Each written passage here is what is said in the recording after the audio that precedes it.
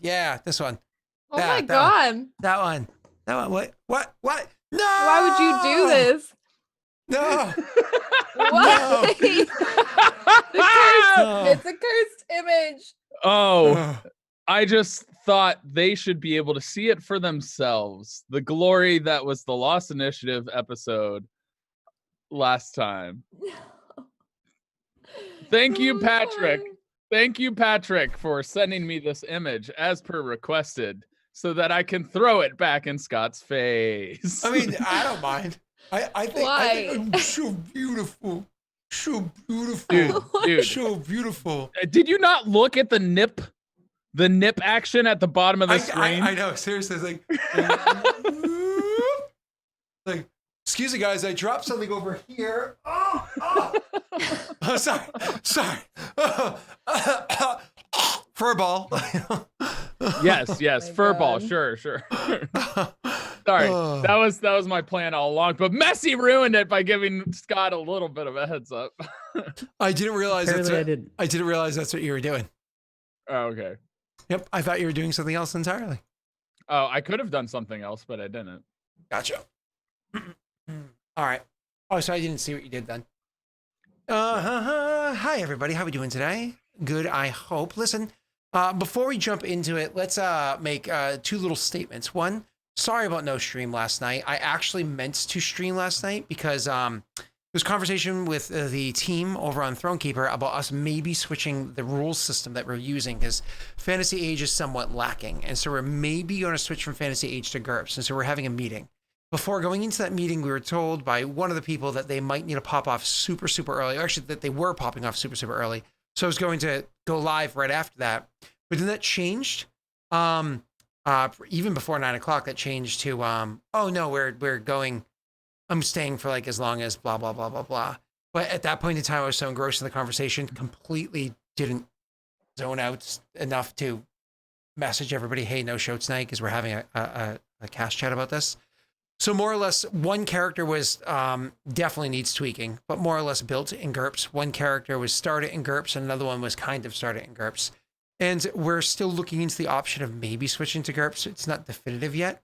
So just making sure that you guys know like why it was that we didn't play last night. Obviously, the other nights, you guys knew that they were cast related, so on and so forth. That show is by far the most inconsistent one of the Aurorum ones so far, and I do apologize. It's just the world is a little funny right now, and people are getting involved, which is good. And then also, like, again, we were thinking about changing the thing, and I think it's because we haven't played enough. So I got in my own head and thought too much about the system rather than just playing it. And so, like, I think I stirred the pot the wrong way. But we might get good soup. Can we say good soup? That makes sense? Yeah, man, sure. Okay, yeah, hey, Rena, confirmation bias. Rena, where's your tweet? I don't have a retweet. Oh my God, I'm sorry. God, why don't you tweet? You make Rena constantly have to tweet about the stream. I'm the worst at tweeting. I guess it's the head of tweets. like the worst. Mike's like, Rena, you are the queen. You're Queena. Gosh, this is why we need your tweet to lead us. Okay, I'm sorry. One tweet to rule them all. All right, and then another little announcement is season 3 of Avatar, episode 6 thus far, is by far garbage. It is a shit pile of horror. It is not good. I think it was done during the writer's strike of 2008. It must have been. That's the only thing that makes sense to me because it is a shit show full of filler episodes and teen drama. There's no character development. There's no story development. It is garbage, with the exception of one and maybe a half episodes. So up to episode 6 is horrible. It is terrible. And I'm hating myself for wasting my life watching it. That's like 2 hours of my life I can't get back. Wait, you're talking about Avatar Last Airbender, right? Yeah, that's because season 3 is terrible. So that's season 3 is Ba Sing Se, right? No, that's season 2. Season 3 is the comet. It's all about the comet and the Fire Nation. And season 3 is the last part. Oh yeah, God, it's so bad at the beginning. I still hate myself. But will you like me? I'm super evil. I have lightning. Oh yeah, that's super annoying. Yeah. The You know? second half's better. Like, I promise it gets better. Yeah, It gets better. I hope rough. so. It's rough. Because it's like a really good show, and then all of a sudden you're like, oh, now we're watching Maids. Okay, well, okay. Reminds me. And then, of course, before we actually jump into the show tonight, I do want to say, of course, every stream we're going to start by talking about making sure that people are remembering the protests that are continuing to go on, continuing to be strong, which is absolutely amazing. The amount of pressure that's been pushed on the various politicians in this country and other countries to start pushing forward legislature. You see a lot of legislature, albeit sad legislature, but legislature starting to be drafted and put forward to start making some degree of changes.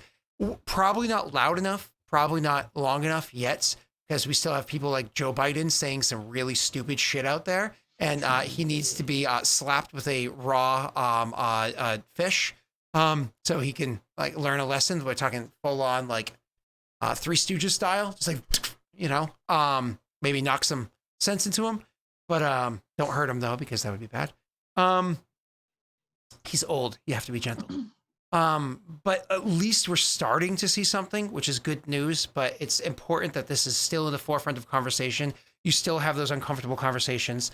I don't want to get into the nitty gritty of people in my personal life, but I can say that somebody in my personal life actually literally sent a text to my wife last night, just like asking, and it's funny if you were here for Wednesday morning's stream, asking about something pertaining to situations going on. And linked us, my wife is like, what are you talking about? And they linked the article to her phone. It was literally an article from Tucker Carlson. And it was like, oh boy. So today I actually hopped on a phone call with that person and spoke with them for about a half an hour, explaining how Tucker Carlson's actually a face of the white nationalist movement, and how some of the stuff he says is some of the most horrible and racist, not even dog whistling stuff that goes on. It's pretty terrible. But again, just another uncomfortable conversation with somebody that you don't want to have that conversation with, because it's important to do, because every individual person that's on the right side of things is going to push things forward. That's another person in the voting box. It's another person calling their senators. So I don't know if anybody else cares to add on. Don't feel like you have to, because I just think it's important that we keep conversation going. I think it's important to recognize the protests, but it's more important to recognize why they're happening and the meaning behind the movement than anything else. And focusing and spreading that message is far more important and far more meaningful than just focusing on the protests and talking about the protests. We know the protests are happening. We know that's happening, but it's a result of the injustices and the oppression and the terrible things that have happened. And it goes beyond legal rights. It goes into just human basic rights.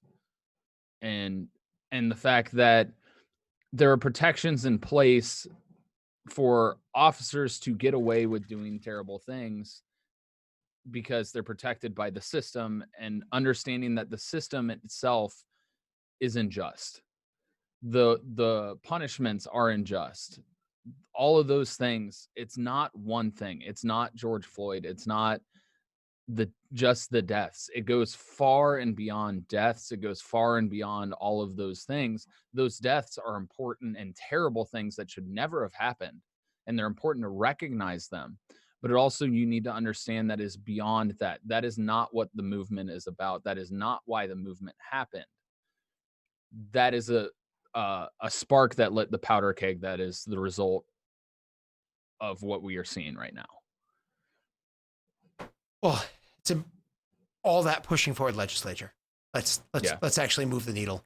Like, we can get loud. We can talk about what happened. We certainly need to address people's wounds and provide whatever aid or healing you can to those that have suffered, their families themselves, so on and so forth. But while that's important, because the individuals that are affected for the past, however many 100 years across however many nations, while it's important to address their own personal concerns, because these are humans, we need to treat them as such, for the sake of moving forward, we need legislature. So be loud and keep it going. So Tyler's point is very important, because we're talking about people here, but let's make some fucking change. So that was Obama's platform. Let's actually make it happen. So, all right. Agreed. Anyways, hi everybody. How we doing tonight? Yeah, what Anno said. I like that comment. World War I started because, just saying. It literally was the spark. It Just had saying. nothing to do with the reasonings behind the war. It just was the spark. Well, I always love the idea of one of my favorite episodes to talk about anime, one of my favorite things that have ever happened in any anime, of course, based off of history, real history, was the Full Metal Alchemist, the homunculus Ishbal Revolution. doing the one gunshot to trigger the Ishbalan Revolution. You know, it was pretty Bro, cool. I was about to say that. Not gonna lie, I'm rewatching it, and like that scene happened like last night. What Brotherhood or the original? I've seen the original. I've never seen Brotherhood, so now I'm watching Brotherhood. Okay, so the original, I think for you to appreciate how good Brotherhood is, you have to watch the original, because unfortunately, while the Brotherhood is really good, and you can't denounce the quality of Brotherhood, it misses so many important details because the original does the first half of the storyline very slow and long, and so you get like a lot of really good detail, but the second half of the storyline is kind of not as good, whereas Brotherhood is like the first half of the storyline is done in like 5 episodes, and then the second half of the storyline is so good. So you have to watch both. The first half is like the one season.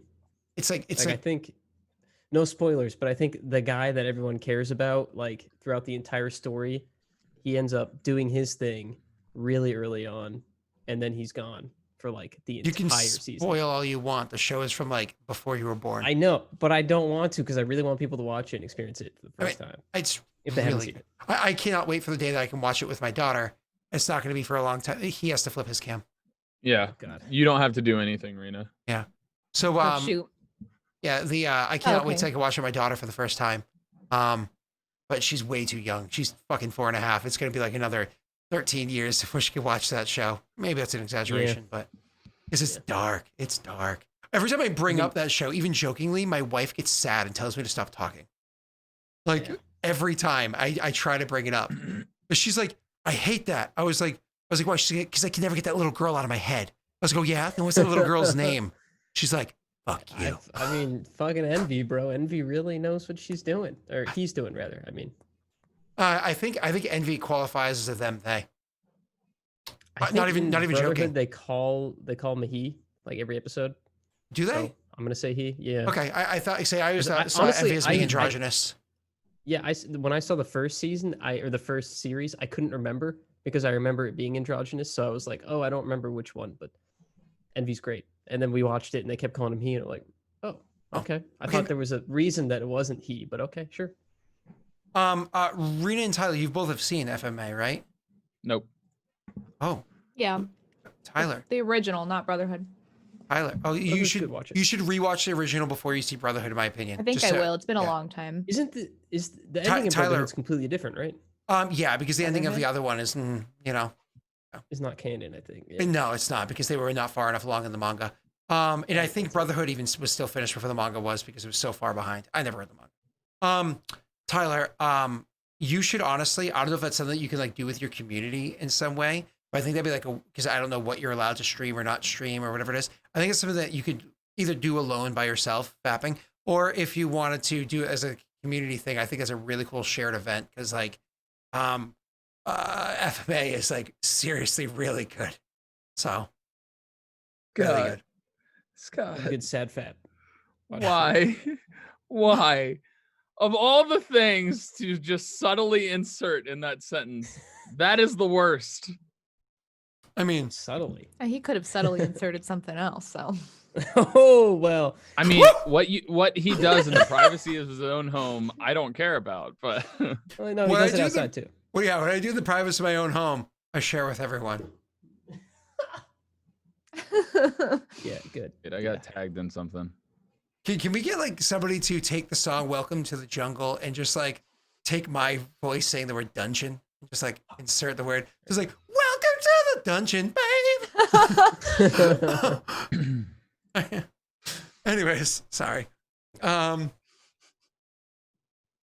We have fun here.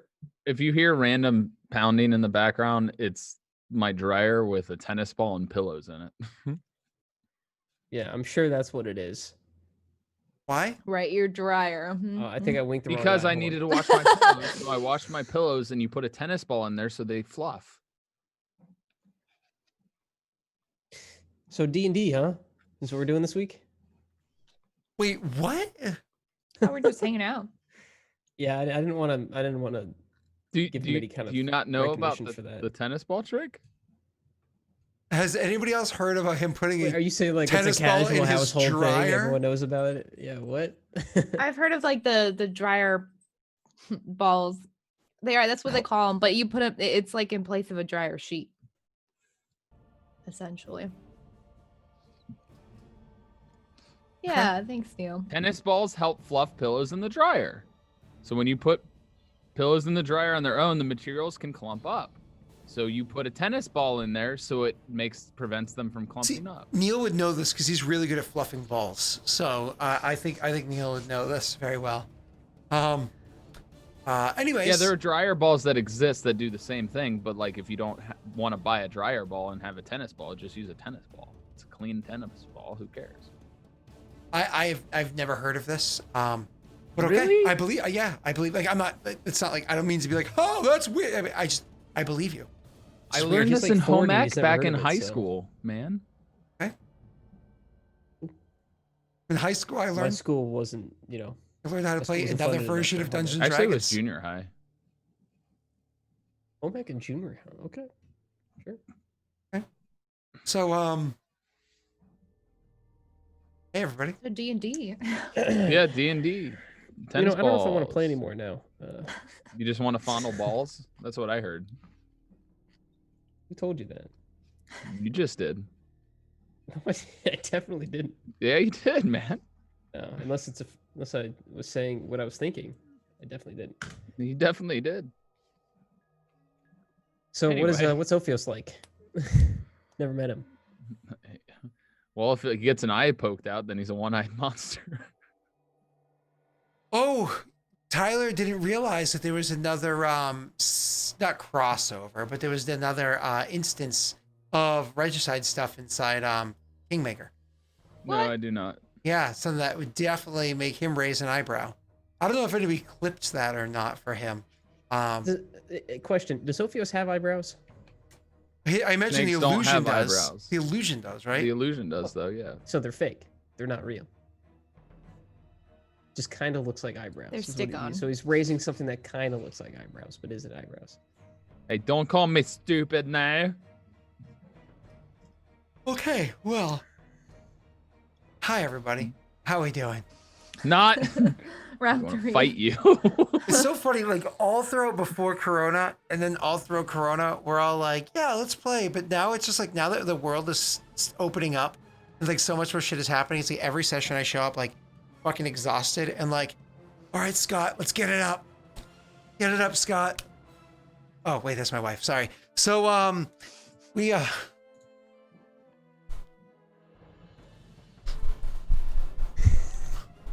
No, go ahead. No, come on. Just let's just keep talk through it. Just talk through it.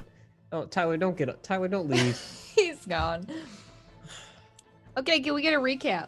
You know what we should do? We should just take a minute to reset and then we start the session for real, okay? I'm gonna go get a glass of water and then we come back. We play the session for real. How's that sound? So, everybody, we can take we'll 1 just all minute. sit here quietly. Hey, no, you know, you do what you want to do. I'm gonna go get a glass of water, and then I'll be ready to.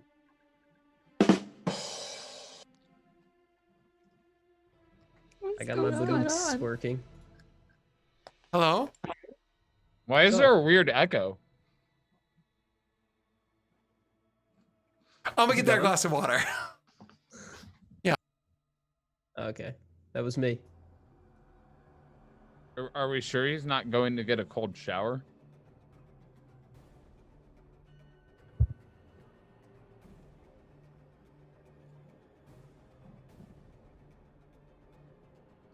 Did he mute all of us?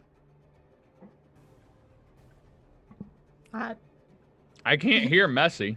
Chat, can you hear us? You aren't muted. Messi's. Hey, you can't hear me? I can hear Now you. we can. Oh, okay. Can you hear me now? Good. There you go. Okay. I was like, somebody's gonna get it. Hopefully. That Yeah. guy's a traitor, by the way. No, he's not. He's a guy that's trying to make money, and Verizon flubbernucked kidding. him. Tesh, hello. My man, Josh. What is going on, you guys? You guys should just leave Scott abandoning you like this. We're used to Tash! it, Neil. Tash, meant to message you. You want to try out a neat game this weekend? Wow, you're just gonna solicit people right here on stream? Yeah, why On not? Tash yours. is here. It's when I think of it, because my brain works. Cool. Kingmaker crew unite. Where's Jake? Message me and remind me I need to tell you about it.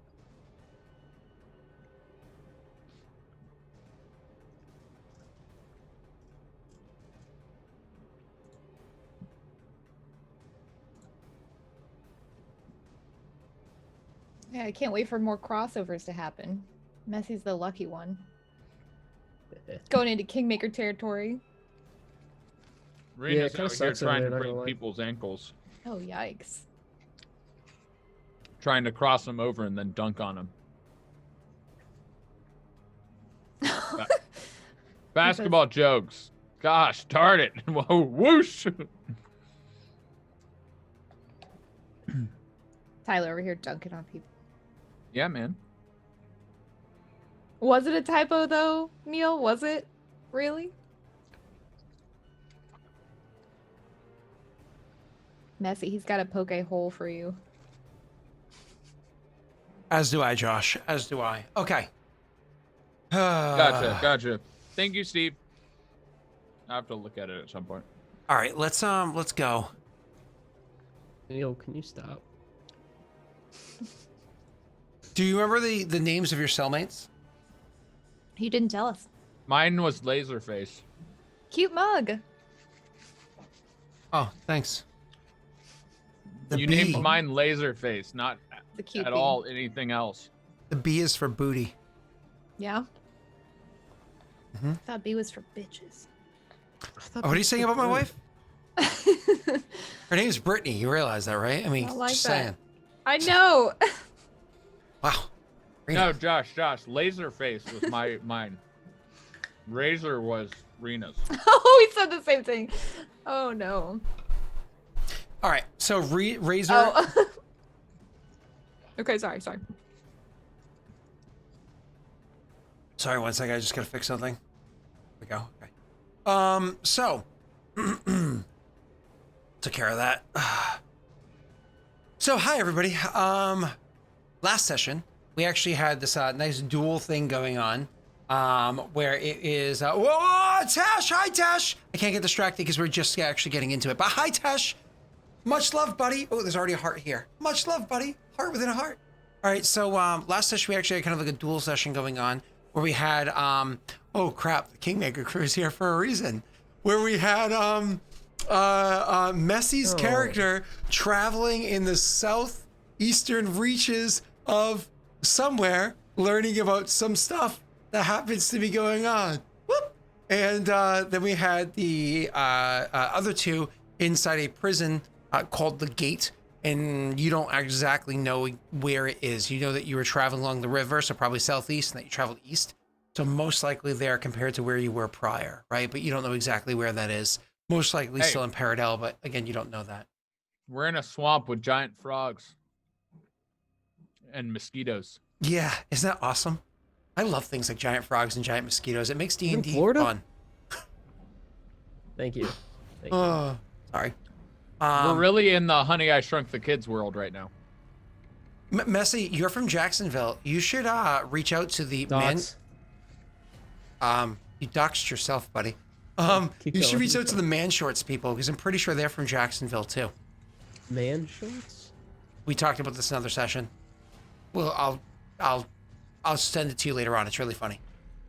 Man with two N's. Okay. Anyways, moving on. So, you are, so what we're going to do, because we have the other people here, trying to, get spoilers for their own campaign, we're going to go to Rena and Tyler first, unless because you guys are drinking and eating, you'd like to pass the buck to Messy. I don't remember what we were doing. I'm last actually just really finished. interested in what Messy's doing. I'm just finished eating, so I don't care. It's Rena's decision. You guys go first. Rena wants No, Messy you. to go. So, Yeah, let me Messy. flip a coin. What is it? /roll 1d2. Is there no flip a coin button? That'd be awesome. No, it's just 1d2, yeah. It's odd to be you. I'm a 1. Oh, there you go. It's 2. It's crazy. All right. Well, actually, we all know that you're number 2, don't we, Messi? No, 'cause Honestly, one's bad. flip the coin when both sides were him. I mean, but I mean, just think about it. Not Cadus, sorry. The other one there, that Archer guy. He always rolled number 2. And buddy, oh boy, that was you. All right. I'm number 1. Let's go again. That's crazy. See? Now you Okay. guys have to start. Where's Rena? That's All right, you fine. guys. All right. So in the gate, you guys are told that where you're going to be is going to be in a cell where you are literally at all points in time chained to your cellmate. This is an uncomfortable thing because this is, again, literally all points in time. If you're bathing, you're chained to your cellmate. If you are eating, you're chained to your cellmate. If you're going to the bathroom, you're working, you're sleeping. Now, the length of chain set between you guys is actually a decent length of chain. It's not like it's one of those things where it's like, hey. Always like right next to each other. But you actually do have a length of chain. You know what I mean? Kind of like she keeps over. Anyways, so giving you guys like a good breath. You know what I mean? Probably a good like 7-8 feet between you. So one of those things. If you're on a battle grid, you can actually be adjacent squares at all points in time, no matter. But we're still social distancing. Yeah, exactly. So you don't have to spread that COVID. Exactly. Mm-hmm. But while you're there, unfortunately, it's one of those things where you get to know your cellmate rather intimately. Now, Rena, we already know that your cellmate's name is Razor. After spending, Razor. yeah, remember? We already know that. Sick. Yeah. Oh, I didn't think we decided on names. No, That's we cool. did at the end of the episode. Your guy's name's Razor. Yeah, Razor. Okay, dope. Yeah. So their name's Razor. I mean, whatever their real name is, it doesn't really matter because they just go by Razor. It's what everybody calls it. Is even what the guards refer to them as. So you spend some time with them, and obviously to one degree or another, you're going to learn about their person, right?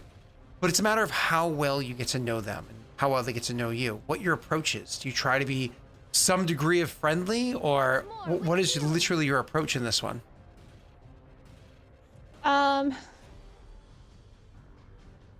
She's gonna be pretty neutral. I feel like she's not gonna go out of her way to like be BFFs with this person. Gotcha. But she's also not gonna be a dick to them either because she's gotta be chained to this person. So I mean, just neutral. I want to know Rena's mood right now because right now Ophios is nowhere to be found because they're in the prison together and got separated. So are we just, this is right when we got brought in, I'm assuming. And now they chained us up and they're like, okay, bye, or what? Well, I'm kind of going to be doing a little bit of a time skip, and I'm going to give you like how things unfurled in a second. So I meant like, what was your approach? And obviously I'm going to have to describe the person's personality and whatnot as we go too. So it's just Rena's like mentality kind of going into it and how she generally would try to maintain it. Obviously as a give or take depending on experience, right? Yeah. She's going to go into this relatively neutral. I'm not trying to make friends here. I'm also not trying to make enemies. I just need to get through this because we put trust in somebody and I'm really hoping they come through. Yeah, I mean, she's pretty upset that like she has to be in this little shithole that they're in, but I mean, she gets it, like it's part of this plan and she's gonna see it through. So she's not going to try to mess it up, which is why she's trying to be pretty neutral. But depending on how things can go, I don't know, she can get pretty heated. Do me a favor, roll me a flat charisma check just to see kind of like your interpersonal skill with this person as time goes on, and I'll get back to you in a second. Okay. Oh, cool! What a great first roll. Yes. Well, I don't know if I could have done that any better, you guys. Yeah, this is I'm just so happy right now. my life. Okay, that's not a big metaphor. How does it feel, huh? It doesn't feel I mean, great. I'm The sorry. way I imagine it, I honestly see this as fitting because I can see Rena being really frustrated right now. Yeah. And so it's almost 100%. like she's not approachable. No, definitely not approachable. So, please go ahead. I was just gonna say, in fact, she almost looks like she's got RBF like the whole time, resting bitch face. I've So never she looks heard pretty the pissed acronym off. for that. You've never heard You've RBF? never heard before? RBF? No. Oh my god. This guy. I say it all the time. Yeah. Listen, I see IMO and I have to take a second to remember that says in my opinion. In my opinion, yeah. In my HO. In my honest opinion? In my humble opinion. Oh. At least I always read it as humble. In my I humble think opinion. I always read honest, so you're not alone. Well, in if you're that. saying in my that's opinion, how I I hope read. you're being honest in the first place. So I think humble is like one of Never those. know. Let's take it down a notch. So just like here's my opinion. It's like let's take it down a notch and be serious. You know. So I always see IMHO, whether it be humble or honest, is like I'm not joking with you right now. No kappa. Like this is my actual opinion. You know. No kappa. No kappa. No sarcasm. No jokes. No nothing. Yeah, Moving it's on. not no kappa, but okay. I'm sorry. What does kappa stand for? That kappa's a twitchy head. Which stands for sarcasm. Kappa Kappa the is a glitchy letter head? in the Greek alphabet. That too. It is that too. Yeah. Okay. Moving Okay, on. so she's pissed off and she's not doing a good job of hiding it. No kappa's kind of a zoomer thing. Sorry, go ahead. So, anyways, you so I already had an idea of how this person was going to be, and just kind of like whether or not you kind of got along with them. So that being said, one of the things that you learn about Razor, literally the reason why they're called Razor, is because again, this prison is not just anybody, right? This prison is specifically supposed to be persons that had some degree of political influence and so on, whether it be in the Peredhel or their enemies, that for one reason or another had to be put inside here. So this particular person, Razor here, was actually known as somebody that was a member of the Tasian military. He was actually a low-ranking military officer. You can imagine it's almost like a lieutenant, right? Like somebody who's low down, but still was in there. That when the Peredhel came to their part where they were in command of, they refused to go down. They were not going to go down without a fight. And so they literally would do things like they would take their small troop and use guerrilla tactics. And we're actually rather successful insurgents on using small scale guerrilla tactics, trying to take over others. The way that they would often do that is literally dressing up as Peredhel military, kind of going behind their lines and just killing people in their sleep.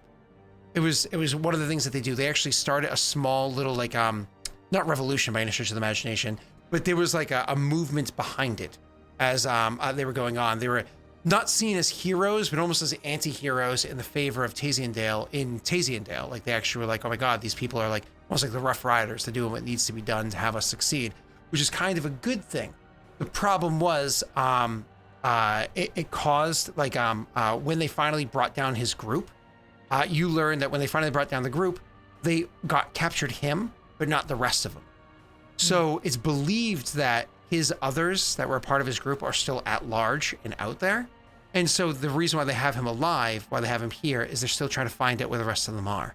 So if there's like little terrorist cells throughout Peredhel, they think that they were going to be linked to who this person is.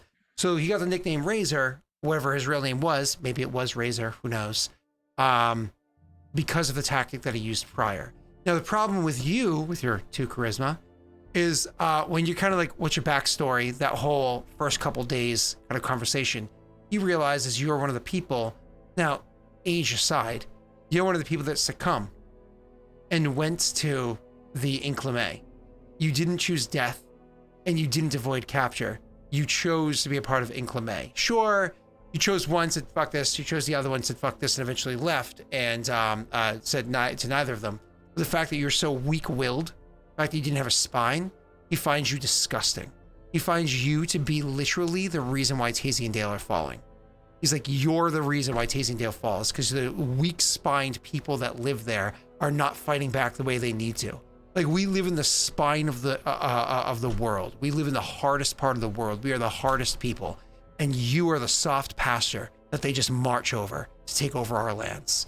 And that's unfortunately your relationship with them is literally, he's not a quippy kind of person like some of the other NPCs you've come across. He doesn't say these quippy little things or speak under his breath or whatever. He just always gives you those like judgmental eyes. You know what I mean? Like you just are worth nothing to him. The fact that you're strapped to him is almost like an additional torture to him. For like Nice. Yeah. Okay. Yeah. And you can Cool. imagine to some degree or another, likewise for you. You guys do not get along. Even if at one point in time you try to be like, but I started a revolution thing. His response to that, again, not quippy or whatnot, just being like, so you worked with the Peredhel to fight the Peredhel. You can't even turn to your own people. And that's like his only assessment of the situation. Like, oh, brother, That cuts deep, Razor. That's deep. True to his name, I see. Anyways, so that's unfortunately the person that you are strapped to. Nice. We're gonna Okay. get to more details with you in a second. Cool. You, sir, the reason why they called your guy Taserface is actually kind of good for you.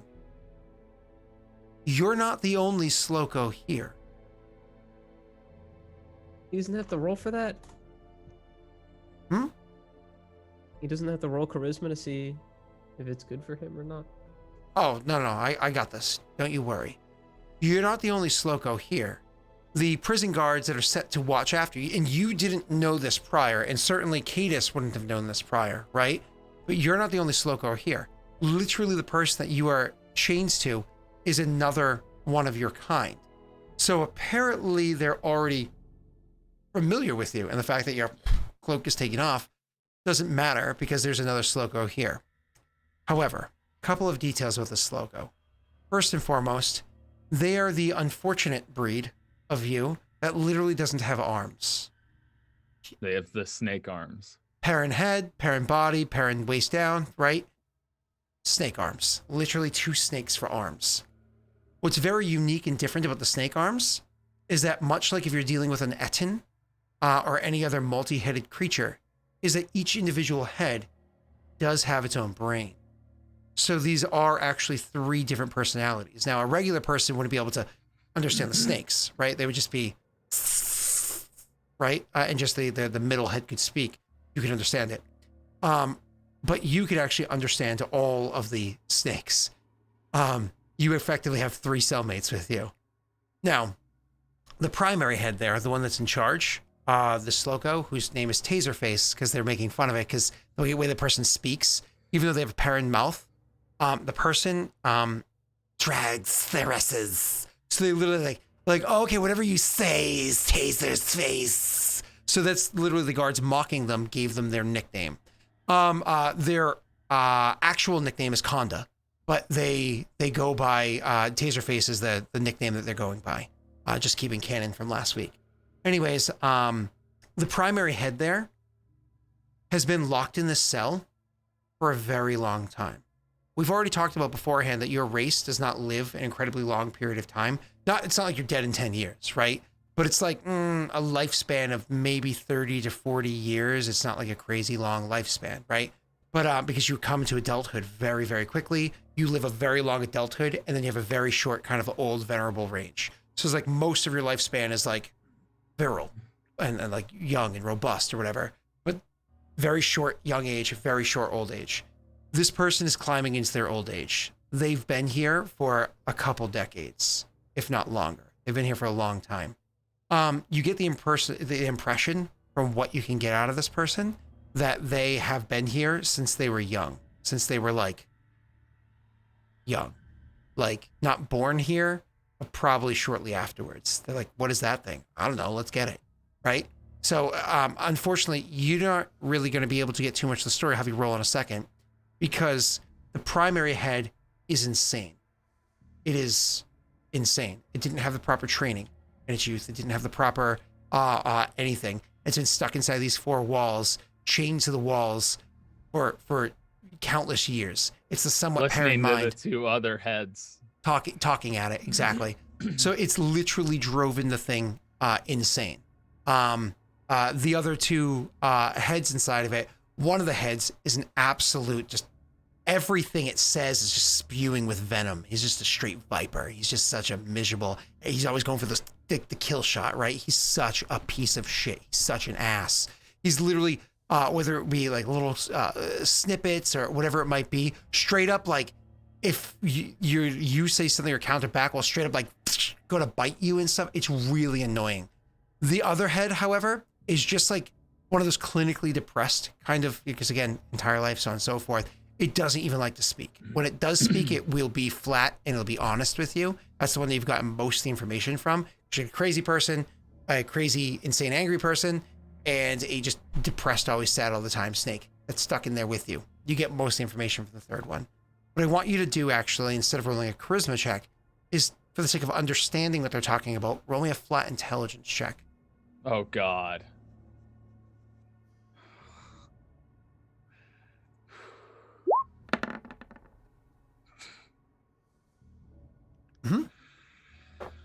Cool. Mm. Unfortunately, you're not able to glean too much more than that little bit of backstory that I gave to you there because it's too difficult to try to make out what the hell they're saying. And Ophios isn't exactly the most patient person.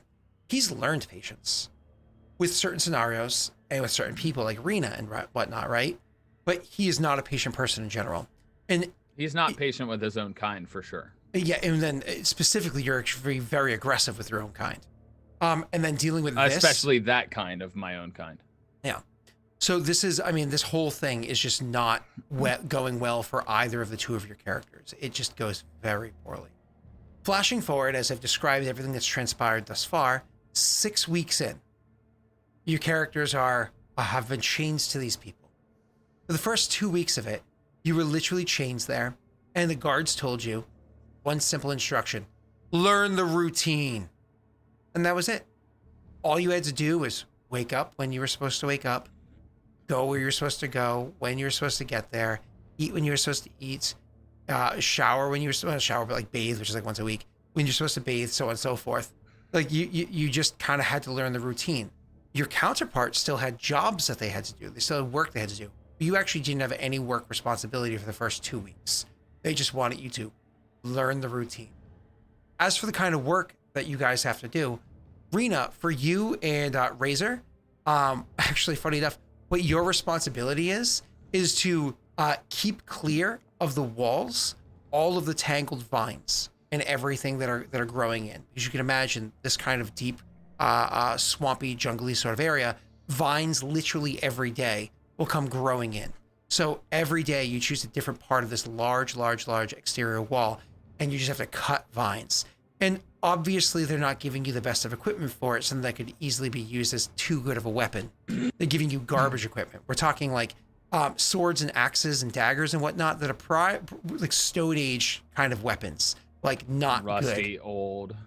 Not sorry. Not even sharp. Like Bronze Age kind of weapons. Yeah, like not even very good. So that regular armor would easily be, even like quality leather would easily be able to deter because they can't trust you with it, right? So like you it's a said, club with a hunk of metal stuck through the middle of it. Yeah. And that's of course because they're being safe, right? So it's literally your responsibility to just go around and chop that stuff up. And you kind of like, that's what you learn that you're going to have to do during those first 2 weeks. Ophios, what your character actually has to do during those first 2 weeks is, and I know this sounds kind of funny, but you're actually put on kitchen duty. But not for cooking. It's the worst. But not for cooking. Literally, your responsibility is to keep the rats and other vermin and insects outside of kitchen duty. Literally, your responsibility is more or less you work for Terminex or something like that. You know what I mean? Like, eat the rats. What's up, Axel, man? I haven't seen you in forever. I missed you, man. Or woman. I don't know what your gender is, but Messi told me you were a man, so I'm just going to say what he said. Yeah, throw me under the bus here. I don't know. That works. Yeah, missed you, dude. Burn that bridge. Yeah, that's all right. Moving on. Big ginger man. Awesome. A soulless man. My favorite kind. So, Scott, I actually wanted to roll an intimidation on my cellmate based on the Viper to make him stop being nasty towards me. You can try, but unfortunately you have disadvantage because it's 3 on 1. All right. Don't roll a 1 or you'll be intimidated. It's actually a really good roll. Would you like to modify that? I'll go ahead and do that, sure. Hey! My luck. It doesn't work in Kingmaker, but it works here. Josh, you and I really need to, I know you're very busy because you're moving. You and I really need to hop on a call so I can make the Pathfinder character sheet static and fix it so it stays fixed. I know we discussed how to do this before, like I want to say a year ago. I don't remember how. I'm so sorry. Moving on. So I imagine my intimidation is, it's a process. It's allowing him to basically not backing away when he snaps at me, and more so like batting his head away of the particularly venomous one, or the one that's really bad. If this is a success, this is essentially what I'm thinking about.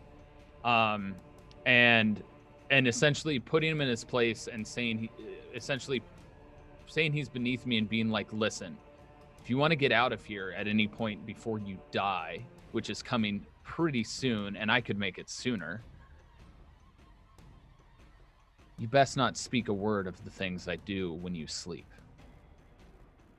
Its response to that is, at one point in time, it convinces the primary head to tell the guards you're planning on breaking out. What do the guards do? You catch a beating for it, like All one right. of those beatings where like you can't really move very well afterwards, and it's one of those like, well, you get dragged to work, but you're not really expected to do much work while you're there because it's one of those, well, you got punished. You know what I mean? So for the next, because unfortunately it is not a nice snake. I never said I was trying to break out, though. You said, get out sooner, so on and so forth, that whole bit. And it's like, all right, want to get out of here? I'll tell them. Because it's just a dick. I'm sorry, Tyler, it just is. But let's move away for a second. The first 2 weeks is literally just following your cellmate. The second 2 weeks is literally starting to learn your work, which is doing this very menial task. It takes you what? Maybe 2 days to be like, I got the rhythm down. I can do this well. After those 2 weeks, you certainly are like, I got this. I'm good. We work pretty well enough in unison to get the job done, so we don't need to catch a beating over something stupid. I'm sure at certain points in time, your emotions or anger or aggravation or whatever it might be get to you, and you might be a little flippant, or maybe you like are being a little lackadaisive, or just try to test the waters because that's just human nature. But again, for the most part, you work very well with your partner, so you guys are good to go. It is important to know I'm in the kitchen, right? Yeah, you're working in there, correct? There are accidents that happen to my cellmate. It's legit. Yeah. Okay, cool. Actually, why don't we roll for that before I continue with what I was saying for the next 2 weeks after that? Do me a favor and roll me a sleight of hand. I knew you were gonna hit this, man. Normal. Shit. No, I was gonna say disadvantage if you're trying to be discreet, but discreet from them as opposed to discreet from, you know. But I don't care. Yeah. They got me a beating. I don't care if they know what I'm doing. So, like you said, there are accidents here and there. Like occasionally, sometimes when they're over there cleaning up a spot or taking care of a spot near a pot, somehow the chain just wraps around the pot and not only does it spill all over the floor, but it actually splashes on them and burns them a little bit, and so on and so forth. It's more or less your little rivalry with your cellmate there ends up causing you a lot more work, a lot more anguish. Both of your experience is a lot worse than it otherwise could be over the course of the time that you guys spend together. But it makes sense because Ophios is a bit petty and he hates his own kind to a degree, and misanthrope, I think the word is. And certainly this in particular person is designed to not be friendly with you. Moving on. The third 2 weeks of a 6-week jump that we're doing at first is when you guys realize, okay, now you get your rhythm going on. Then you realize something else is now introduced to your stay here. Apparently you didn't realize this, but your first month of being with your cellmate, you gave them a bit of a reprieve. But now that reprieve is over, you're back with them. They're back to their old pattern. Every other day, you're brought into a cell where you are sat there and you are questioned.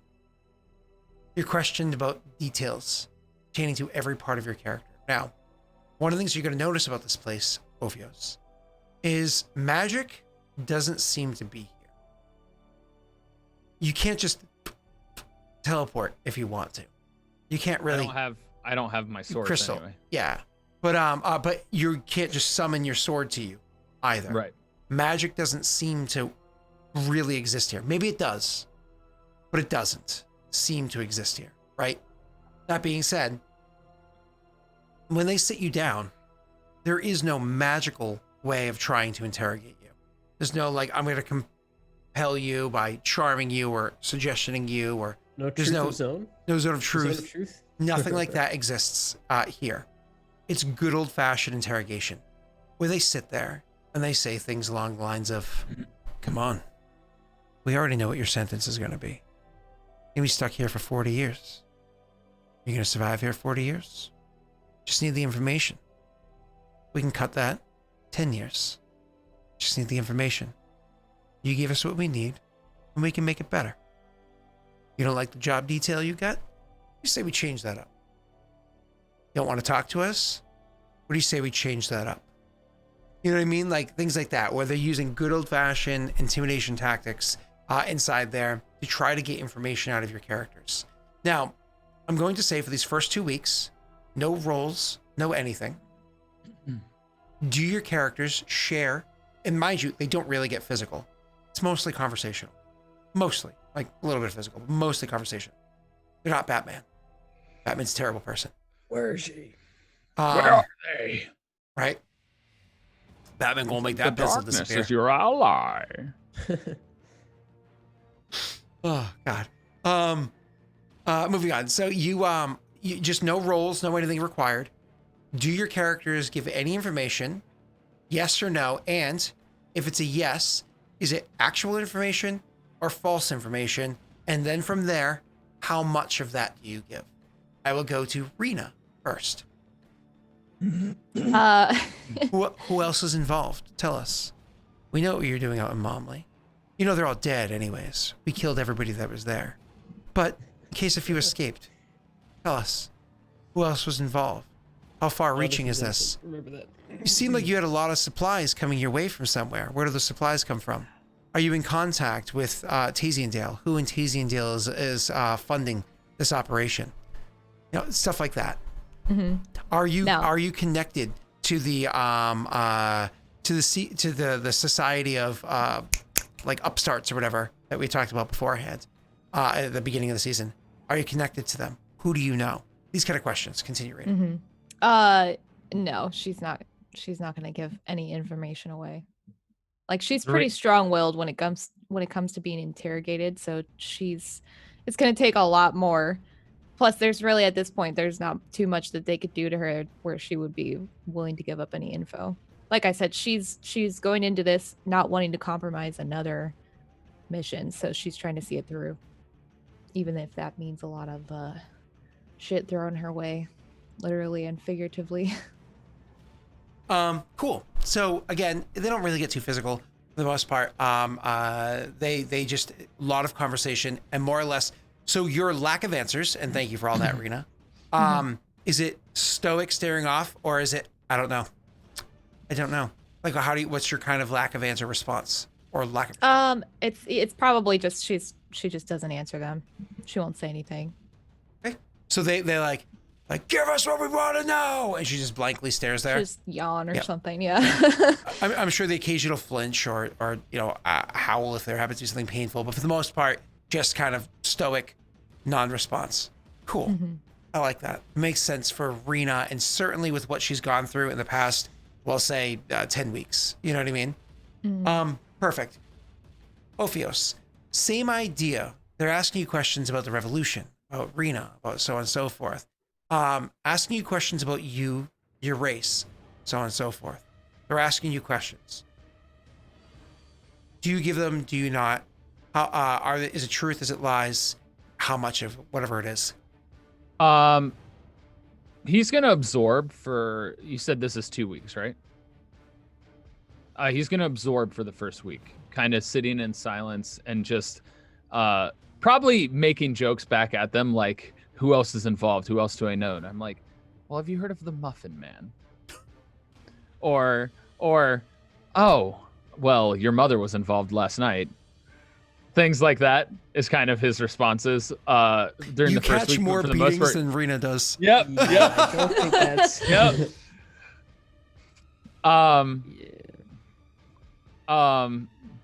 There's a reason he's being the way that he is. More so, it's almost is it masochist when you're okay? Yeah, masochist enjoys pain. Yep. I'm not saying he enjoys it, but he's kind of essentially punishing himself for his failures. Gotcha. Um, So they're like, "Where is she?" And you're like, "I don't know where she is." But more so, he doesn't give a crap, and he's more or less listening to the guards' voices. listening to how they talk and figuring them out. And when it comes to the next week, after he's been beat up enough, I imagine they'd be like, have you had enough? Are you done smart mouthing? Because this is also a part of his ploy. So, and this is when he starts deceiving. So I was already going to make you roll an insight check, but with most of the things going on here, I want you to, I want you to roll me insight with disadvantage, but because of how you described the scenario, I'm going to actually roll me with normal roll. All right, insight? Si, señorita. Why am I a señorita? Because you're sexy. Oh my God, that's a terrible roll. Okay, unfortunately, you're not really able to glean anything off of the guards because you guys are Elijah today. This is. I mean. Wait, am I rolling for that too, or Scott? no? Nope. It had more to do with this. And Rena, because I have a because different he's- reason for him. Oh, okay. It had got more to do with that, Scott, that I was absorbing information. No, that's fine because I have something else that I wanna. You know what I mean? Okay. Cool. So the first 6 weeks go exactly as I described. Watch and learn the pattern. Now learn your job. Now learn what it's like to be here. Now you can imagine every 2 weeks they like to step things up a stage. As we finish those 6 weeks, one of the things that I imagine kind of eventually comes to mind for your characters, because again, it's not like when you walk into prison, like, so tell me the whole story about everything going on here right now. I need to know it all right away. Give it to me immediately, especially with those kind of cellmates. I want you guys to both get me, just to get a small amount of information off of your cellmates. And I hope you both roll poorly so Messi can have a good stream. Both of you roll me a persuasion check, but because you guys have such a terrible relationship with your cellmates, with disadvantage. Wait, I've been intimidating and harming him. It should be a better persuasion. You know what? I was trying to do intimidation. Chat. I'm going to make a really quick poll on if he should roll normal or disadvantage. I'll actually let you guys decide on this one. Give me a second. Tyler, roll. Can normal? I roll? No. I'll say disadvantage, but can it be intimidation or persuasion? Because I've been trying to intimidate and harm. You are trying to intimidate them, but it is important that it's still the same, that you're still trying to coax information out of them. Okay. Yeah. So I put the poll up. So while that poll's going, Rena, could you roll me your Auto-fail. own persuasion check? Yes. I will. Auto fail. My dude's crazy. He's not worth it anyway. Unfortunately, you're not really able to glean any information from the person that's with you. Shit, man, I really hope I roll well. I know if you Heck just if I roll bad too. if you all just suck across the stream. So cool. All right. Let's see if the results. We have about 20 seconds left, maybe. So again, this is just a matter of time for your characters to kind of get to know, and you know that going up for the next 2 weeks, it seems like it's kind of the pattern, at least to a degree. Maybe it stops, maybe it doesn't. I don't know. They just continue to escalate the situations as they go. All right. The thing is ending now. That's disadvantage. Yeah, is it? With a 9 to Pretty 5 disadvantage. Cool. So if you roll that, sir. Not Actually, bad. not bad. Not bad. Do you want to modify that, or are you happy with that as is? I'm fine with the 15. Okay. It's so funny. Tyler thinks the way that I do, or at least maybe he learned this because he plays with me. But in my mind, you always want to get to that next 5. So it's like if it was a 16, I got a 25% chance to get to that 20. You know what I mean? If it's a 15, it's like, yeah, I'm good. Right? Like if it was a 17 or 18, That's relatively right? what I do. The only time I think about it is you generally, sometimes you go for that 12 criteria. And that's when I'm on that fence, is when, is it a 12 or is it a 10? Yep, exactly. So, and to answer the question in chat from Ari Lynn, you are absolutely correct, but this relationship is already absolutely garbage and can't get any worse. So you're trying to coax information out of somebody that is not going to get any worse from where it currently stands. But yeah, that's usually how it's done in most NPC scenarios. Anyways, Tyler just happens to be cursed with a really terrible cellmate. Anyways, it's just somehow a curse has happened to befall this party from time to time, and that's just what happens. So you know, it happens. Anyways, Tyler, actually, you're able to coax a little bit of information. One of the things that you find out from them is like, so you know, when was the last, like, how, like, clearly, if we're always linked together, who was your last cellmate? Like, did you have one? How long were they here? And you learn that, at least for this person's counterpart, you learn that they've had many cellmates over the course of the years. And the last person lasted maybe about 3 months. The person before that lasted about 2.5 months. The person for that lasted a couple of years, and so on. Because to one degree or another, every 2 weeks, they escalate or change the pressure that they put to your character, and things just seem to get worse. Right as you start to get maybe a little bit comfortable with how bad things are, they, to one way or another, get worse. And so you're like, oh, yay. That actually poses the question for me as to why they haven't gotten worse. And perhaps even on top of that, how much they know about their previous cellmates. It's a good question. Might have to try to figure that out afterwards. After 6 weeks of being there, this is what your character's experiences have been. Now, of course, we're going to get a little bit more in depth as your characters, because 6 weeks is no time for a place you're going to spend decades in. It's barely even scratching the surface of getting familiar, right? So you haven't even settled into that place yet.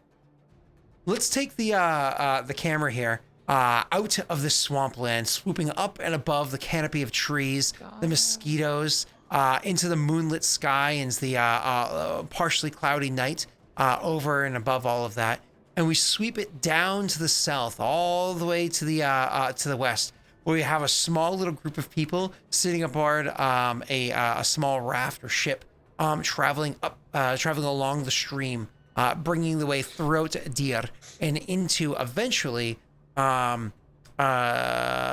Vala province of Peredhel, where they intend to eventually find their way into Lvov. Now, funny enough, if this wasn't Yondis, if this wasn't Elijah, if this was Yondis, this trek would actually be extremely familiar. But it's not Yondis, is it? Yeah, great. Yeah, so Two Messi different characters do the same trick. That's cool. Yeah, you know. Yeah, a whole new world. So I've already done. rinse and repeat. So you bring your trek through. One of the things I want to point out as you travel through there is, at one point in time, you travel by a town that is you travel into a lake that is completely filled with a whole bunch of different ships that are all about here and there and so on and so forth, just barely trying to survive the situation that they happen to find themselves in. I mean, it's not a very fun scenario that they're finding themselves in, just trying to survive out on this lake away from all the zombies that happen to exist in the area where they are, right? One of the things that you do realize as you're traveling through that lake, though, trying to get there, is because it's relatively calm, is that nighttime is actually not quiet. When you guys are lying down to rest at night, that's actually where the horrors start. When you hear the screams that happen across the water. When you hear just people blood-curdling screams from the boats as something is happening there. Is this something Elijah would try to push to find out more about? Or would Elijah just be like, we need to get off this lake as quick as possible? We need to get to Peredhel as fast as possible.